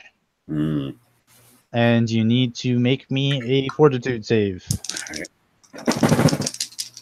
But you said 5 to damage? 5 to damage. Okay. You've taken 7 in total. Yeah. Since I casted healing, this is a new round, right? Yeah. So you I gained 1 back. So yeah. 6. Oh, lovely. I did not do that. That sucks. I got an 8. All right. You feel this kind of just fever just suddenly overwhelm you. You take 2 points of dexterity damage and 2 points of constitution damage. Oh, shit. So you lose one health from your constitution dropping by 2 points. Damn it. Wait, explain that one more again. You lose 1 hit point from you taking 2 constitution damage. Okay, so my actual hit point or points go down 1 completely. Yeah, because you're level 1. Yeah. It would be 2 if you were level 2, and so on Gotcha. and so forth. So my HP is pretty damn low. If it weren't for the root that I got a few minutes ago, I'd be down already. All right. It is your turn now, though. So this thing is starting to get quite feral. It's starting to become more aggressive, and of course it bit you, and now you have this fever on your... You become suddenly really hot. Oh, this doesn't feel good. And there's some... You're sweating, and the sweat is very oily. Feels gross. Yeah. I know I'm hurting, so as my swift action, I want to use the Cure Light Wounds potion that you gave me. I think you have to use a main action to use a cure potions. Okay. Well, I pull it out of the bag as my swift action and as my first action, and then as my actual action, I roll a 6 for healing. It is a 1d8, right? Yeah, 1d8 plus 1. Okay, so I got 7 to my healing, so I've now back up to, I believe, 8 life. Okay. You drink the potion and you heal its wounds. Yeah, well, your wounds, and it's looking a little annoyed over that, and it's definitely getting very aggravated and very angry. I refuse to become a zombie, damn it. Join us. All right, Amara and Riordan, it's your turn. I'll be like, come on, Ray, you can hit this thing. I know you can. It kind of shakes its fur in anticipation. It's really trying. And he's gonna like curl up and then just spring up into this thing's face and like latch onto its face with a natural 20. Damn! What's its max damage? And times 2. Max damage on the bite. Hey, don't forget to do the food order. So it's 1d6 plus 2. That should have been. So 8. I should have ordered them. So would that be so would that be 16 or would that be 12 plus 2, 14? Okay. I just put all the modifiers. That's all I was calling for. Okay, perfect.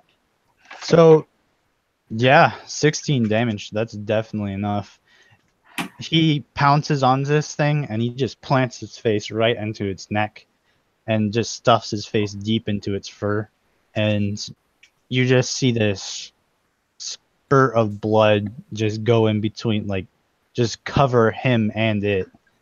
His paws perfectly placed in between the spikes are on its back, and he just tumbles with it for a moment. He just shakes his head.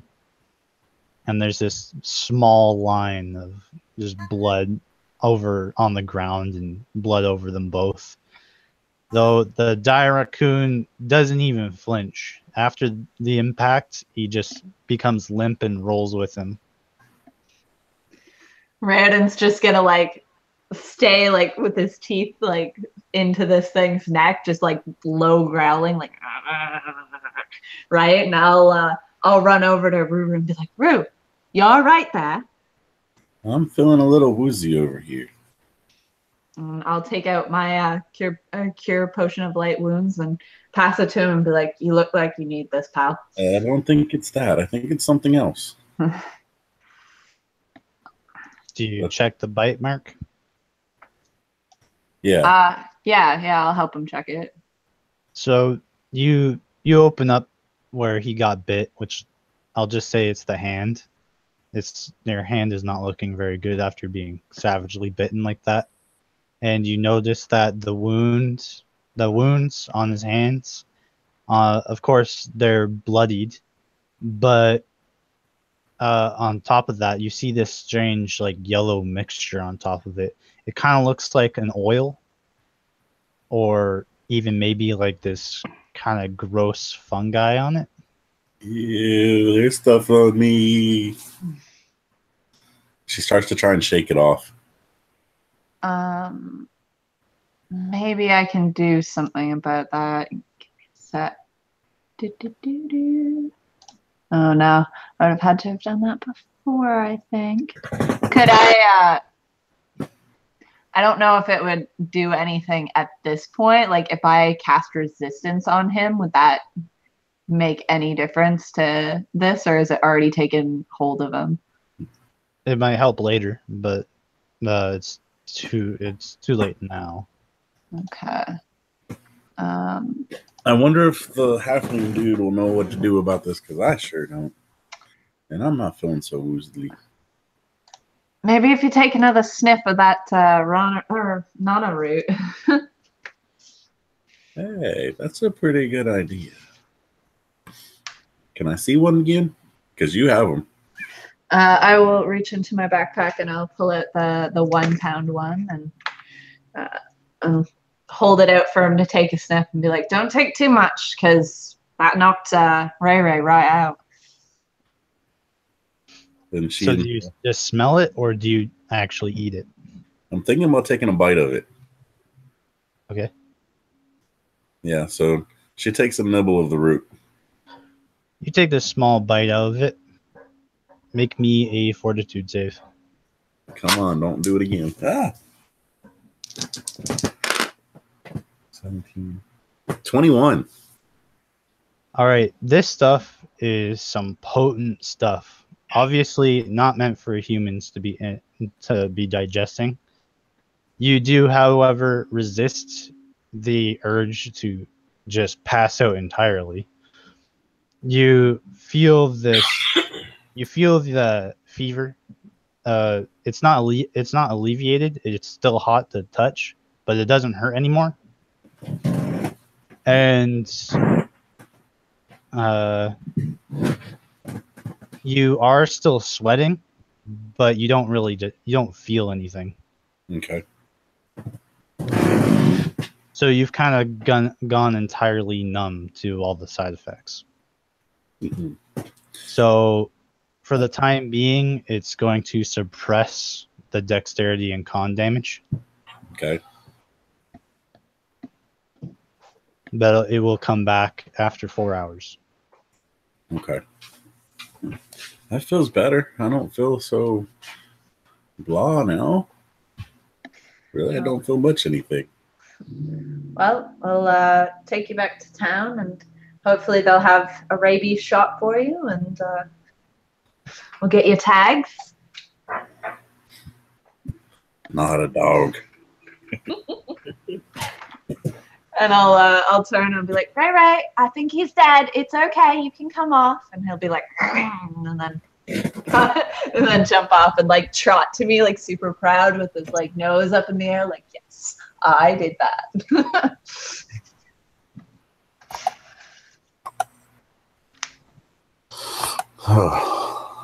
Okay. Should we bring the infected creature with us for help for finding out what's wrong with me? Can you carry this thing in your condition? I'm sure I can drag it for a while. I don't know how big it is. It's a small creature. You think you can carry it? Okay. Good. If you need help carrying it, I can always tie the body to Ray Ray and he can drag it along. I'm sure he'd be happy to. You'd probably think it's a trophy. Oh, yeah. He's going to be insufferable for the next few days. Just constantly like this. And she'll point down at him to where he's like preening and like cleaning the blood off his whiskers, and just like every time anybody looks at him, he just like puts his nose up real high, like, "Yeah, I'm amazing."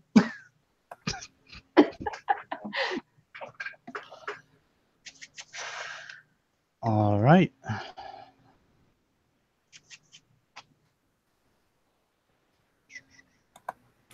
I'm just looking at some stuff right now. Okay, so I gained after feedback, right? That I'm from the con loss. Yeah.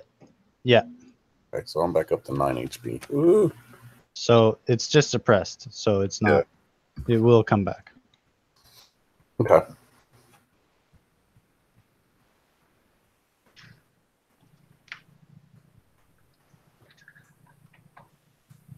Okie dokie. Now, how long do judgments last? I mean, do they stay with you, or is it on the end of the battle? That's a good question. I don't think that says it in here. Good save.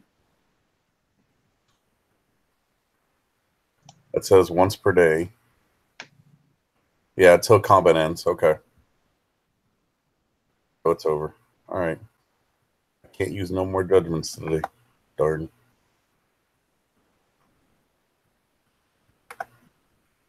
Yeah. Okay. So you guys managed to head back to town without any issues. You arrive, and the fighter says is standing there, Tribin. Hey, Tribin. Just a quick question over here.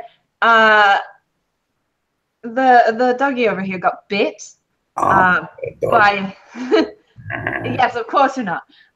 By some sort of raccoon, and we'll show him the body. Whoever ended up taking it back. I throw it on the ground in front of him. And he is there. Ruru is not looking very good. That's what I said. He looks at him and he says, the Adventurers Hall can cure it for you for free, but if you don't want to wait that long, then you might be able to find someone in Stone Talon. But out here, there's no one really here to heal, obviously. If there was, they wouldn't have needed you to find medicine. Do you know what it is? Like, he seems to be really shaky and sweaty and gross. Nope.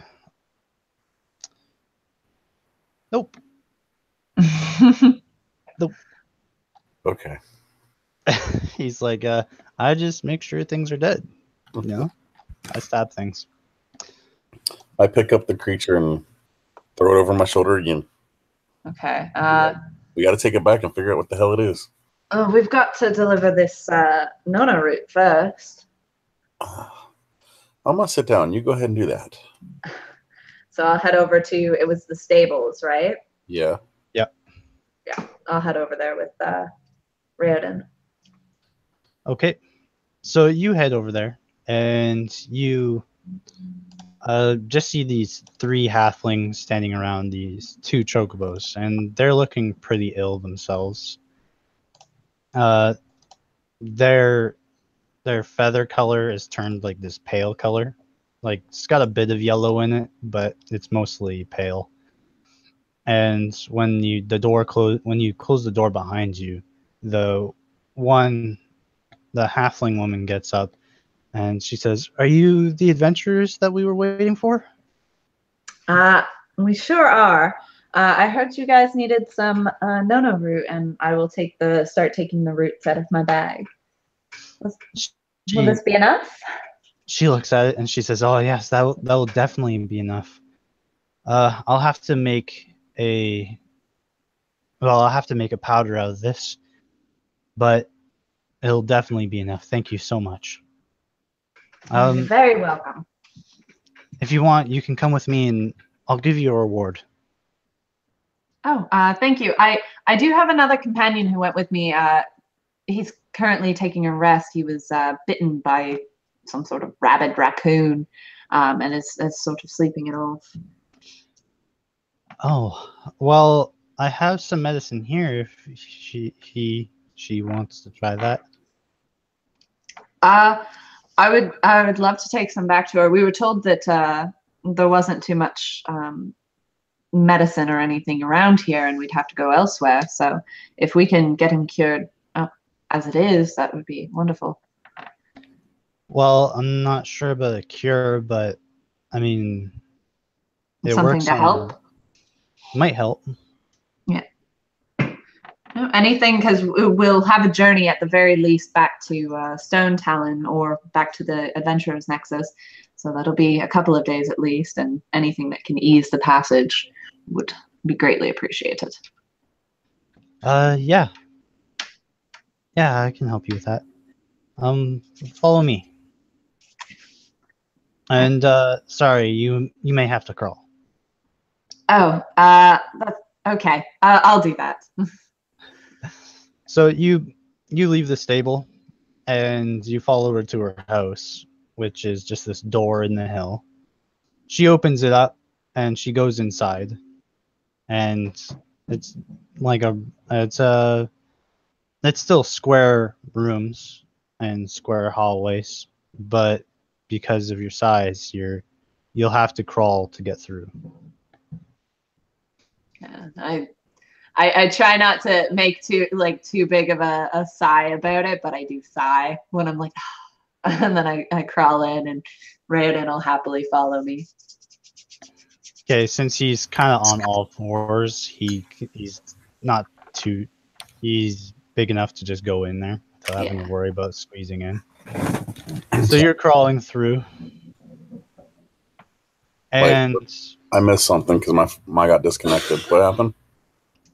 she's getting you medicine Oh, okay. Sorry about that. and getting the reward.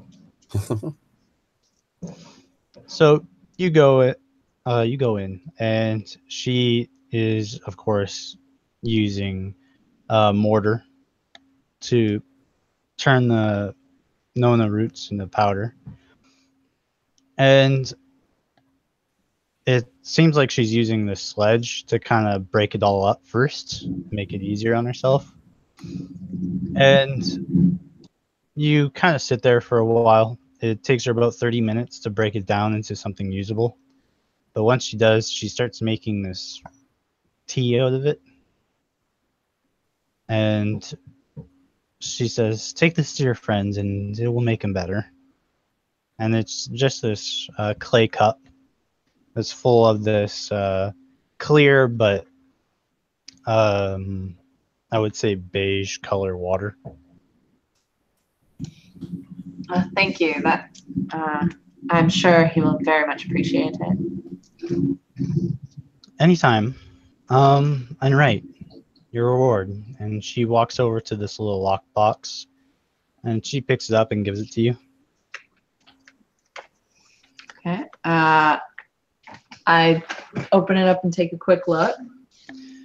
Inside is 200 gold coins, as well as a potion of Shield of Faith and a potion of Remove Fear.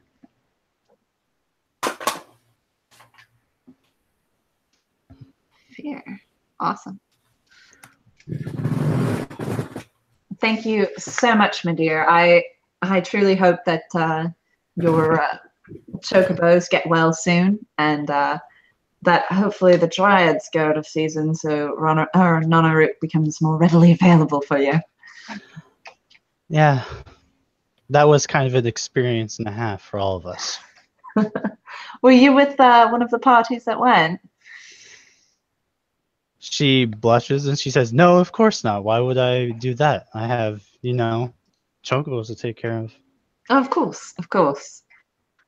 And, I'll thank her once again, and I'll crawl out, trying not to spill the tea as I'm going.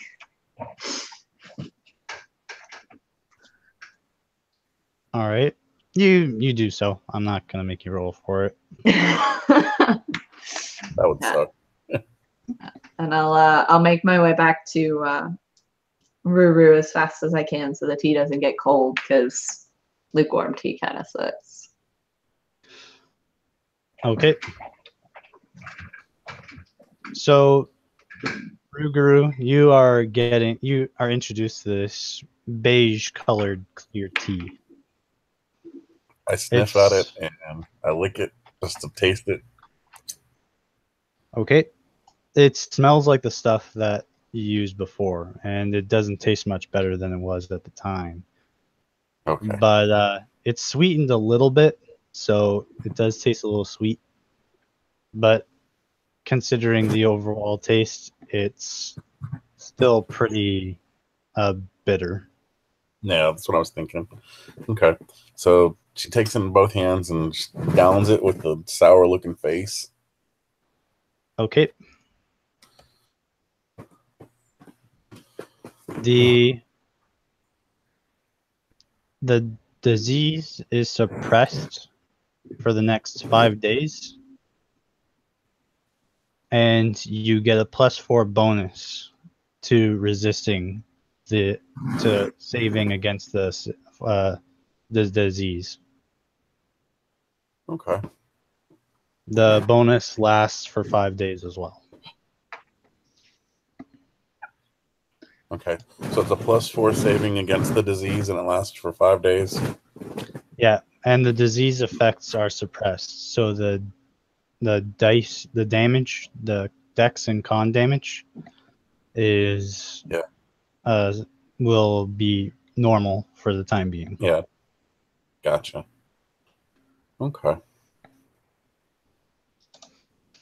Well, how do you feel? Did that make you feel any better? Did it change anything? Are you going to be sick? Please don't be sick. Thank you. I seem to be feeling better for now. I don't seem to feel the chills, the sweats, or anything else, and I'm feeling a little better. Thank you. Yeah, you're not sweating anymore. There's still this yellow stuff kind of oozing up, like just kind of building up on you, but it's not sweat. And your fever is almost entirely gone. You still have a bit of a headache, but it's not debilitating. Disappeared. Yeah. Okay. Well, I was told that that's not going to cure it, but it will stave off the symptoms for a while, so we'll still have to make our way back. Also, and I'll pull out the trunk from my, or the little chest or whatever from my bag, and I'll pull it open, and I'll be like, this was our reward. There seems, I haven't fully counted it, but it looks like there's around 200 gold in there, and there's also 2 potions. It was described to me as one of them is a potion of Shield of Faith, and another one is a potion of Remove Fear. Okay. What does the Shield Faith do? I believe it's +2 plus deflection bonus. Oh, deflection. So that's good for somebody who's up close, I would believe. Okay. And the Fear one would probably be good for you. Yes, I wouldn't mind the Fear one at all. So what Remove Fear does is when you cast it, I think it lasts 10 minutes or maybe an hour. Can't remember the duration, but it doesn't remove the fear, but it suppresses it. So the fear counter is on hold until your Remove Fear ends. Though you get to make a new save at the end of Remove Fear at a +4, and you get it negates you becoming fearful or frightened of creatures during that time. Nice.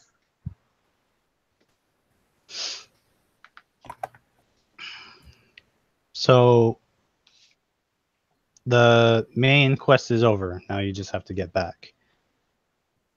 You guys gain 900 experience from traveling here to collecting the root and defeating the dire raccoon. I love that it was a dire raccoon. Well, I imagine it's getting, because it was 3 hours to get the Nono route and 3 hours back, so it's probably pretty late. Yeah. So I would say let's have a rest and head out at first light and try to make it to Stone Talon as quickly as possible. Okay. That sounds like a good plan to me. So you rest with Tribin, who, of course, has a campfire already prepped. Ruguru, make a fortitude save against your disease.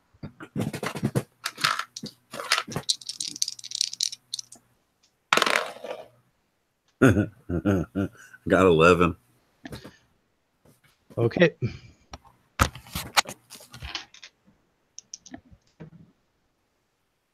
You take another 2 points of dex damage and 2 points of constitution damage.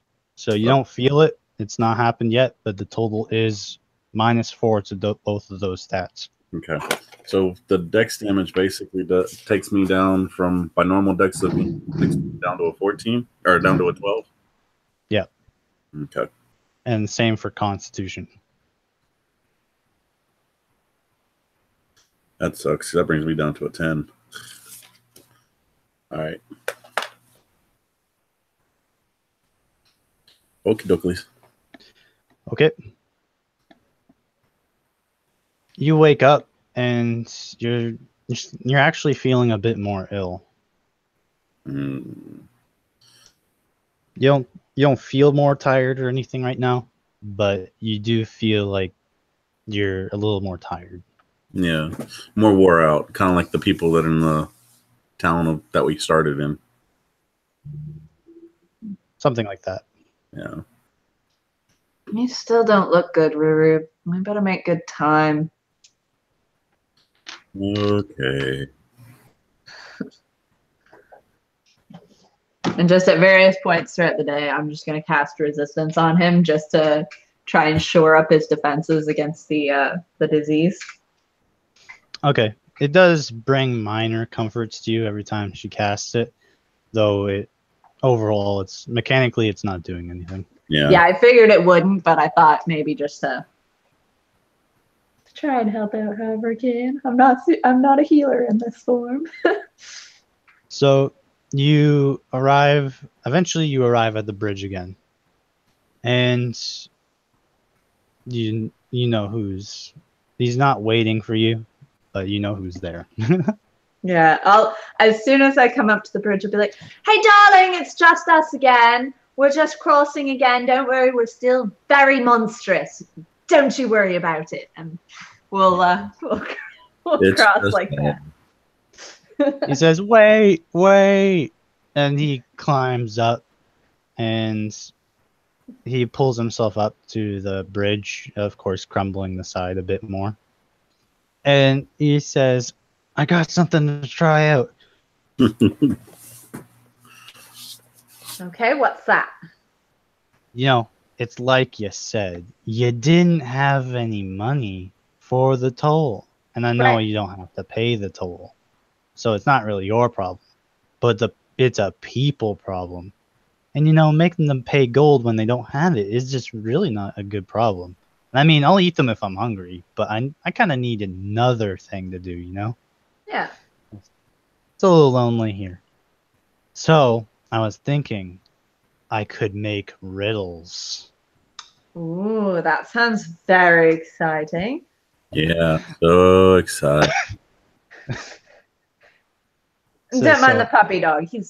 She's a little sick. Not a puppy.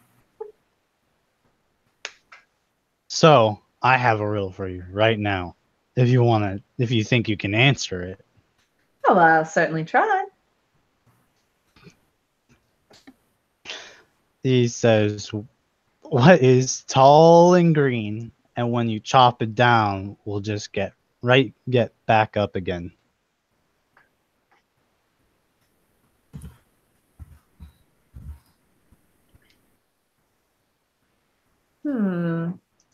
And just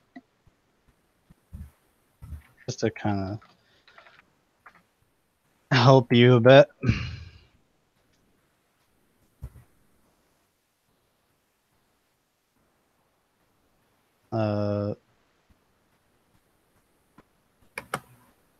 That's just what he looks like in the general chat.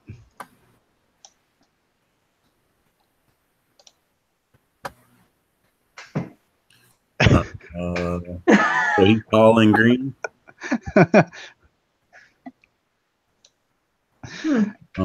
Would that be? Yeah.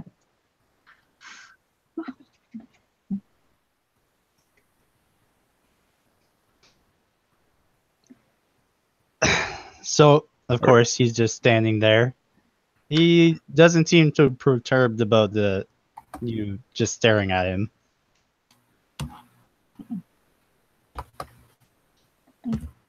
Well, that's a good idea, Ruru. Is it you, darling? You're quite tall. You're very green. And I don't think we could chop you down if we tried. He's like, oh, well, I mean, I've lost my limbs a couple times, but I just get those back. Was it that easy? No, it was very difficult. I had a hard time with it. It's only because Ruru has such quick thinking that we were able to get it. Yeah, so quick. Okay, roll bluff. I actually have bluff. Hold on 1 second. Rolling. You actually bluff. rolled really well this time. Oh. I got a 17. Oh, that was good. Yeah, I only got 12 -1 because we still have -1 on ability checks, right? No, you guys you rested outside the rested. gloomy area, so Perfect. So 12. Said I got a so 17. he's confused about the mixed signals that the current party is giving him, and he says, "Should I try another one?" Oh, do you have another one? I thought you just worked on the one. Oh my god. No, maybe this was a bad idea. Keep brainstorming. I'm sure you'll come up with something absolutely brilliant. Brains don't storm. God. Well, you never know. Maybe that could be part of your next riddle. Oh my. You're a genius. And if they get it wrong, I'll eat them. Oh, that's amazing. Just make sure you only do it to people. I walk by him and pat him on whatever I can reach, going, "Good job. Good job." And continue past him. Okay. I wave at him and follow Ruru. What's your current alignment? Mine? Yeah. Hold on. Well, the both of you. I gotta pull that up. Can't see it. I'm chaotic good. Okay. And I am, as soon as I pull my sheet up, I am chaotic neutral. All right.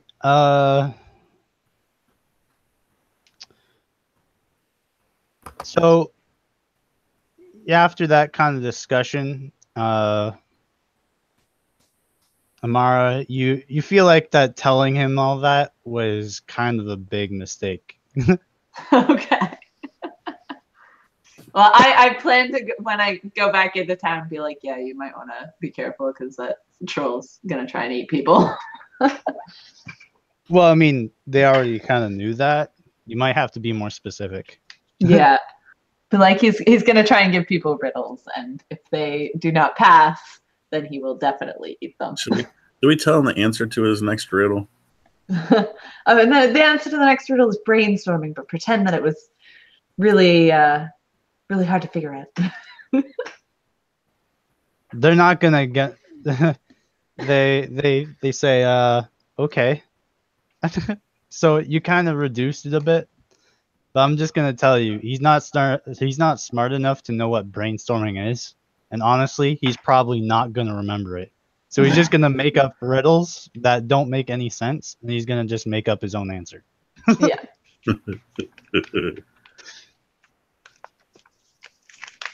So the hit isn't as bad. You at least told them that if they don't have the gold, they're probably gonna just get attacked. Yeah. And that's pretty normal for them, but it kind of makes them nervous that he's gonna actually try to make them think about stuff before they die. Yeah.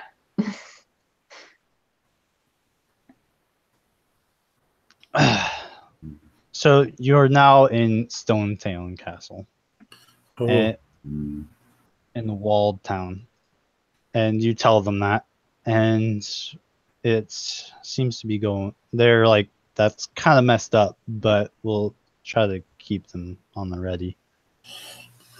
We're in this town again. Oh God, you were already starting to depress me before. Now that we're in here, it's going to be just worse, isn't it?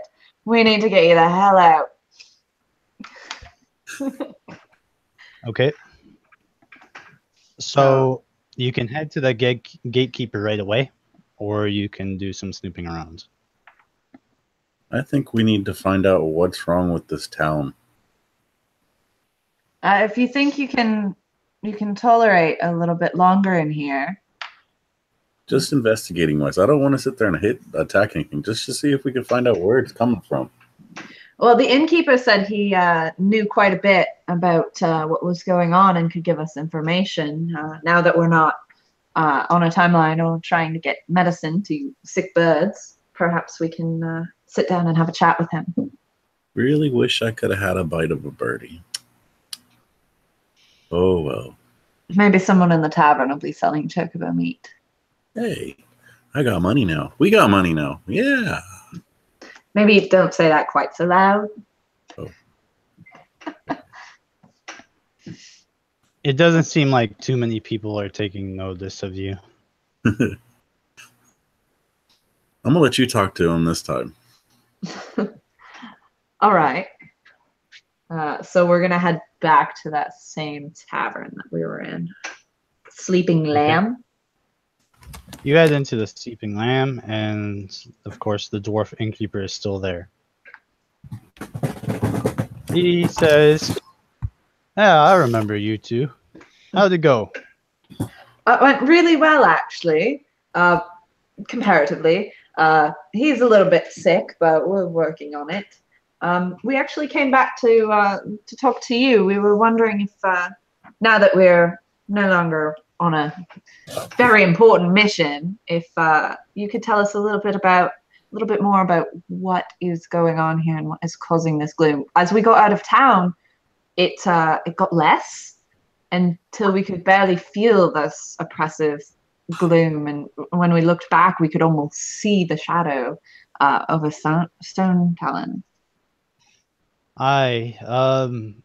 From my understanding of it, there was a party of adventurers who came here before, and they said they were looking for something called the Tarlorn Shard. I don't exactly know where it comes from, but there is an old legend that they at least told me about. It kind of fits into it. I, of course, don't have much time to delve into such matters myself, that I run an inn and tavern.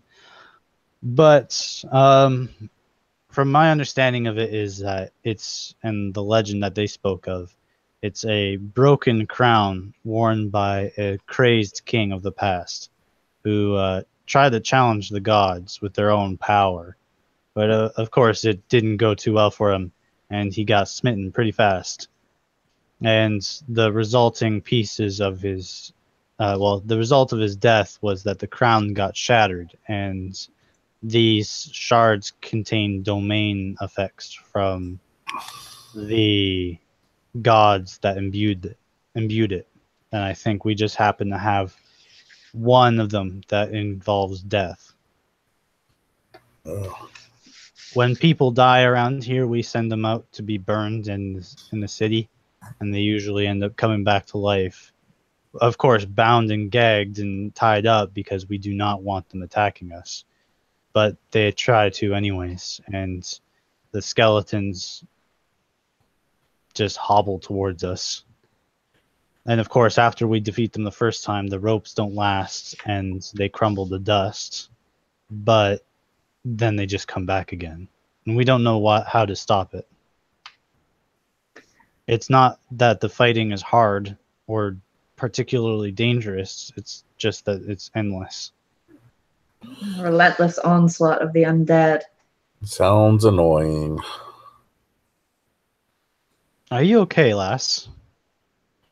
Not really. I see. Well, hopefully it doesn't spread to everyone else. It's already pretty bad as it is.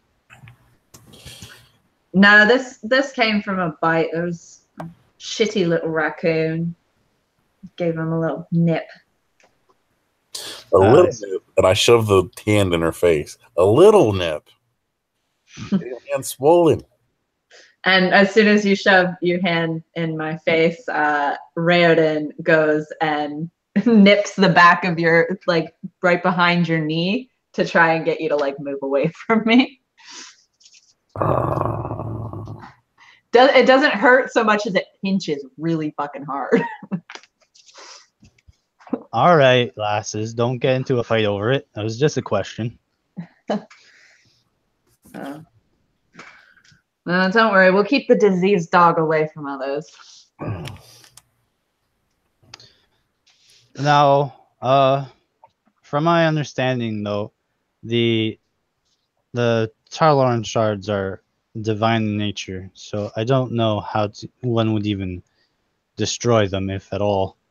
But I do know that they do cause things like this to happen, and it's not the only. This isn't the only one that's around. Some of them are particularly good, from my understanding. Uh, it could perhaps because this shard is so negative, could it possibly be purified rather than destroyed?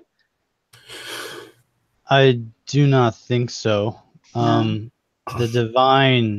The way that divine magic usually works is that it's off of the god that uses it, and I don't think you can sway a god's will so easily, even if it's just a fragmented part of one. So then perhaps sealing it would be the best option. I'm not sure if that's possible, but I mean, what would I know? Well, the options are limited in that case because even moving it, you'd still end up moving it somewhere where there was potentially people or animals that could become undead. Have animals become undead? Or is it I just people? Oh no, animals Everything. as well. Oh. It was actually a really bad thing that happened. There was a fight between some adventurers and a Draco Lich, and they summoned an elemental. The bloody thing got destroyed there, and it became a shadow elemental and tried to kill them too. Oh And no. it was a disgusting battle, and two of them died. They managed to bring themselves back, but you know how death is. Yeah. I think we pass the information along and maybe have someone come remove it and take it to somewhere where it won't do as much harm. He says, I don't know how that would work. Or we've brought it up to the Adventurers Nexus, and they've already sent 2 groups out, and they haven't come back. And I don't know what's happened to them. Well, we assume that they're dead. Yeah, that unfortunate side effect of adventuring sometimes. If we can get a little more experience, maybe we can gather some others at the Nexus and see if we can tackle it. But at the moment, it sounds completely beyond my talents at the very least. I don't know about you, Ruru, but I don't feel confident going after this shard right now. I don't feel confident at all. That's just the disease talking. I'm sure you'd be fine. So, do you want to drink or something? Do you have chochobo? What?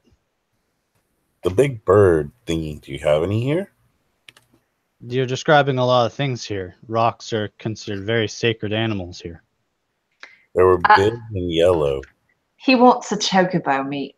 He wanted to go chase, or she wanted to go chase them when we were over in Tailfeather, but no, it's kind of taboo to eat them, kind of like eating horses. That's what I figured. And although I heard the meat is good, I heard it's a pain in the arse to clean. Lots of bones. Okay. Maybe one day. All right. Well, thank you ever so much for your information. I'll take a drink before we leave. Whatever ale you would recommend. Well, I got a dark ale here if you want to try one. You're speaking my language, darling. Okay.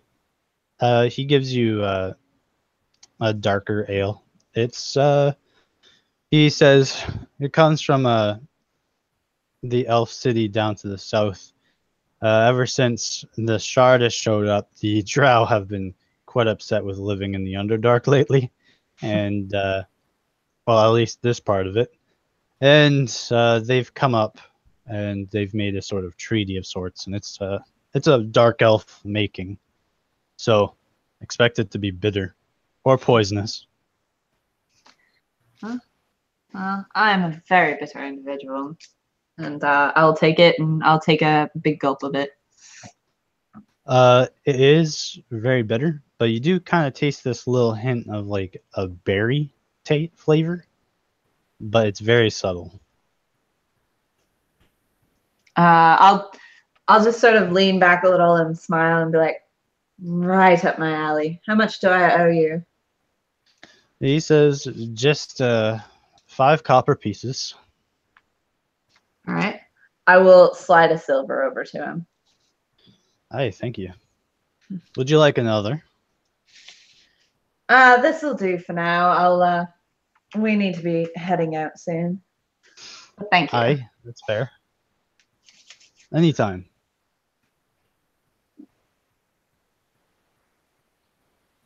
I'll sit and I'll sip it for a little while, but I'll finish it quickly if Ruru looks like she's on her last legs.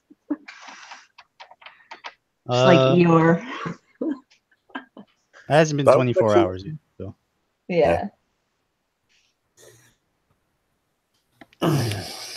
So you head to the gatekeeper? Yeah. Yeah, because we were told that the disease can be cured for free on the other side, right? Yeah, they'll remove it from you. Yeah. So you head to the gatekeeper, and he says, hi, you made it. Congratulations. You don't have to sound so surprised. It's just a little bit of roots. It wasn't that hard. No, I'm not surprised. I knew you'd make it. Just, I'm just a squire here to watch and was hired to watch over this gate. So, sorry for being a little nervous. I just stand here all day, and it kind of just gets to my head, especially with all the ghosts. And he kind of looks over, and you look over in his direction, and you thought you saw a visage of something there too, but of course, being new to it, and having left and then come back, you're pretty fresh, so you're not really too fazed by it. And he says, sorry. I know that's not real. When he looks behind him to see the ghost, I cast disguise self on myself and make myself look like this really pale, almost ghostly human, like really like pale, like almost a banshee looking thing, and I'm like, boo when he turns back around. So he turns back. He's like, ghost, and then he looks back and he looks at you. He's like, holy shit! And he like pulls out his sword, but he's so scared that he ends up fumbling with it, and it lands on the ground. He pulls out his dagger, but yanks it too hard, and he doesn't grip it at all, and he just flings it out of the air. And he actually starts trembling once he realizes he just threw away his 2 only weapons. I pick up his daggers and hand them back. Here you go.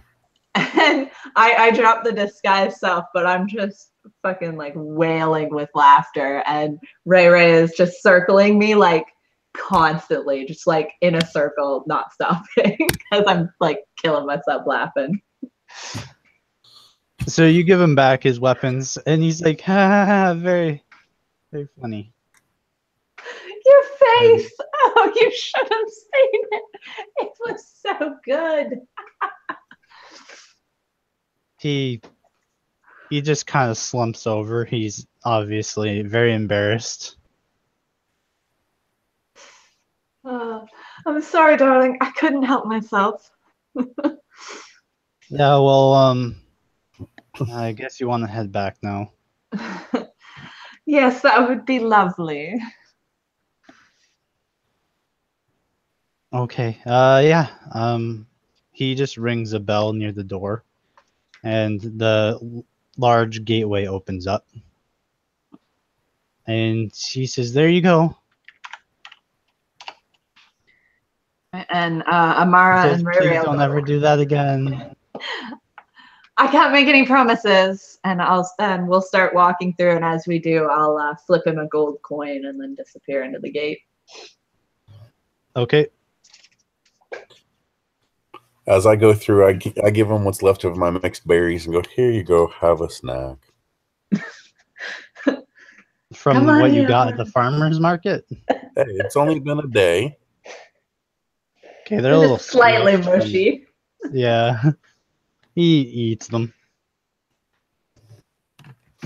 And he waves you goodbye. Bye-bye now. So you three step into the portal. And Ruguru, roll me your last fortitude save. Alrighty, here we go. I'm gonna be diseased as hell. Oh, no, I'm not. I got a 23. Well, you're still diseased, but you did make it this time. So the disease effects end, and you're not getting any more tired, at least. And they don't drop. You still have it technically. Oh, yeah, no, I'm just saying I was meaning I didn't get worse. Yeah. So you get through, and Sergeant Pennywise is there, and Hold on. I gotta set the whiner up.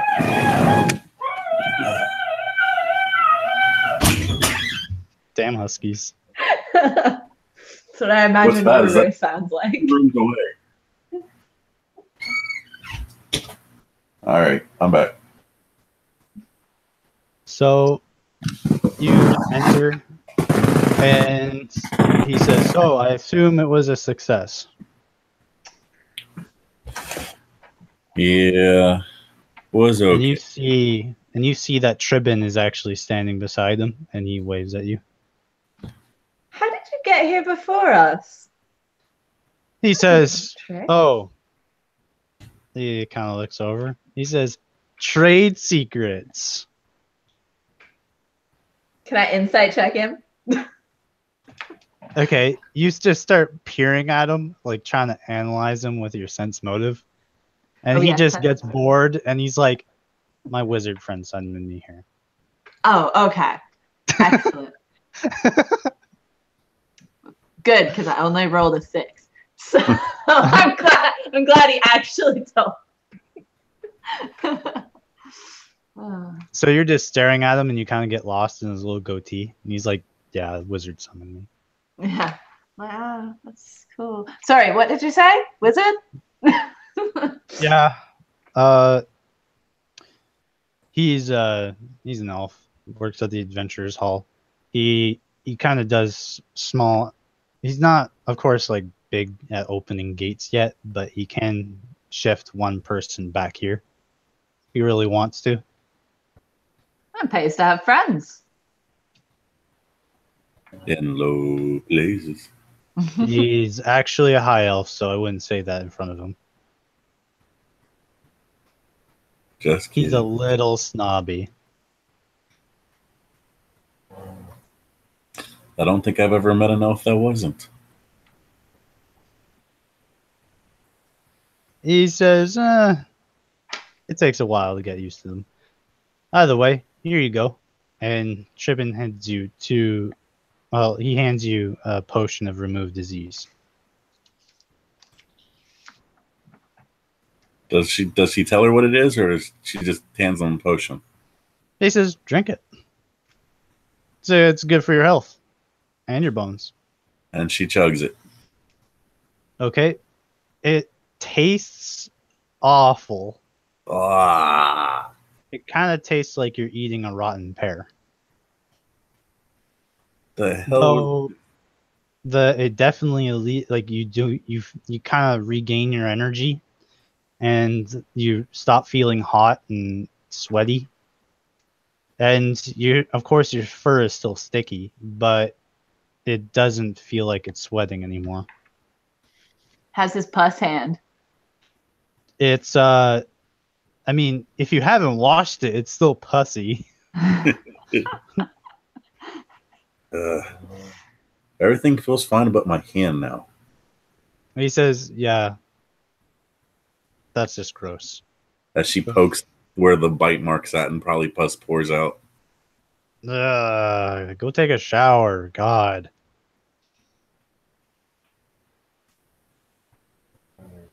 And Sergeant Pennyworth says, in a moment. He seems to be reading over this clipboard and starts going through some things. And he says, excellent. You seem to have handled the situation quite well. Very self-sufficient. I'll keep you two in mind for when we need more gathering missions like this. Thank you. It was a lot of fun. I'm sure you're already well aware of the situation, but they're having a real big problem with those artifacts. Where did I write it down? The Tarlon shards. It's the pall over that city is despicable. They were saying that a bunch of adventurers have been sent, but I thought I'd just reiterate to you that It's bad. they're in dire straits down there. Yes, I've been made aware of the situation there. It's unfortunately, as part of my branch, I can't do anything about it. I deal with mostly rookies and minor veterans. Though the other branch, if you proceed well enough with your training and your missions, and you show positive reports like this, though, you'll get there in no time. River pulls out the diseased critter and throws it on. You've been carrying that the whole time. I brought it. I didn't know if we needed it. And goes, No wonder you stank so badly on the way back. Where have you been even hiding that thing? in my pouch. Backpack. Yeah. Fanny pack. My backpack doesn't have anything in it, so yeah. I wouldn't put anything in it now. You might need a new bloody backpack. You're never gonna get that stench out. Pennyworth is just looking at it. He's like, he seems unfazed, but Tribbin's like, what the hell? This is what attacked us in the woods. And Tribbin's like, well, my work's here done. I'm out of here. See you later. And Tribbin, he's a level 7 fighter. Just so you guys know. And Okay. if you want to take note of it. Yeah. Pennyworth says, continuing on the previous subjects, I have sent scouts out there, but then they have returned. But if they sent other groups out there and they haven't returned, then, well, that tells you just how dangerous the shard is. Yeah, it was described to us as a divine thing, something created by gods or something to that Divine degree. death. Wow. Well, Yeah, it was described as as an old legend, a part of a broken crown of a mad king who once decided to challenge the gods.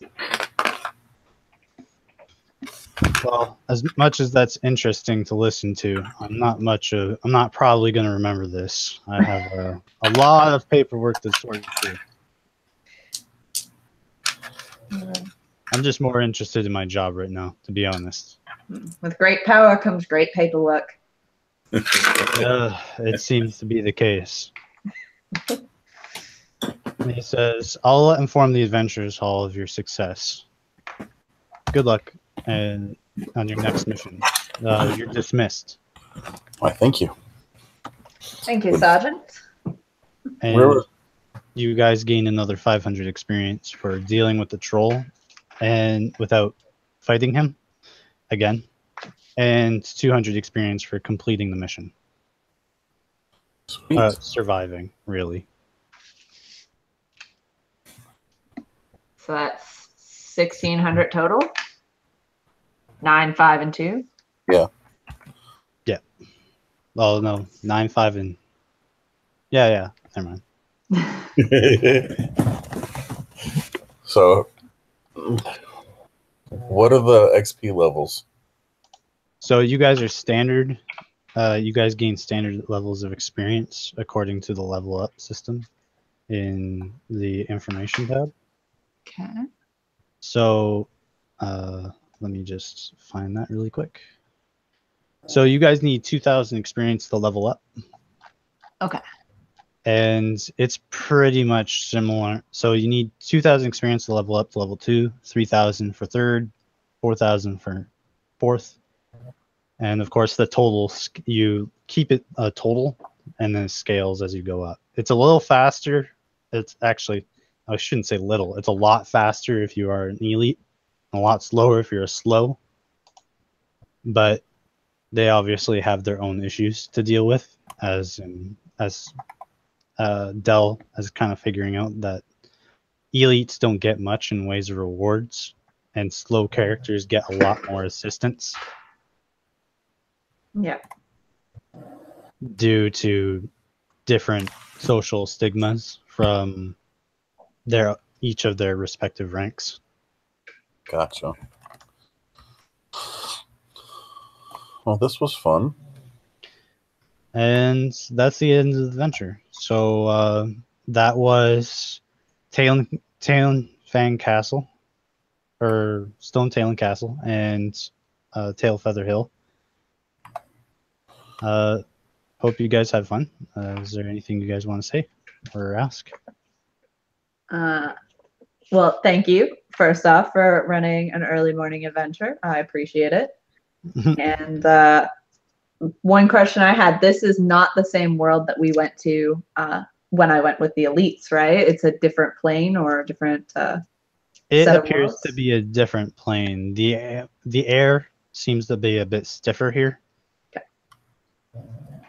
And of course, there's a lot more magic going on in Talon Fang. There's more energy to sense in Stone Talon and Feather Hill and Tail Feather Hill.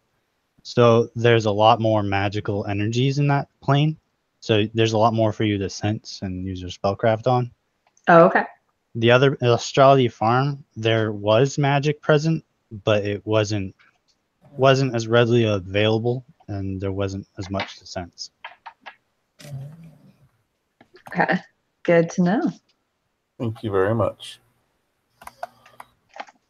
And I'll start the broadcast. So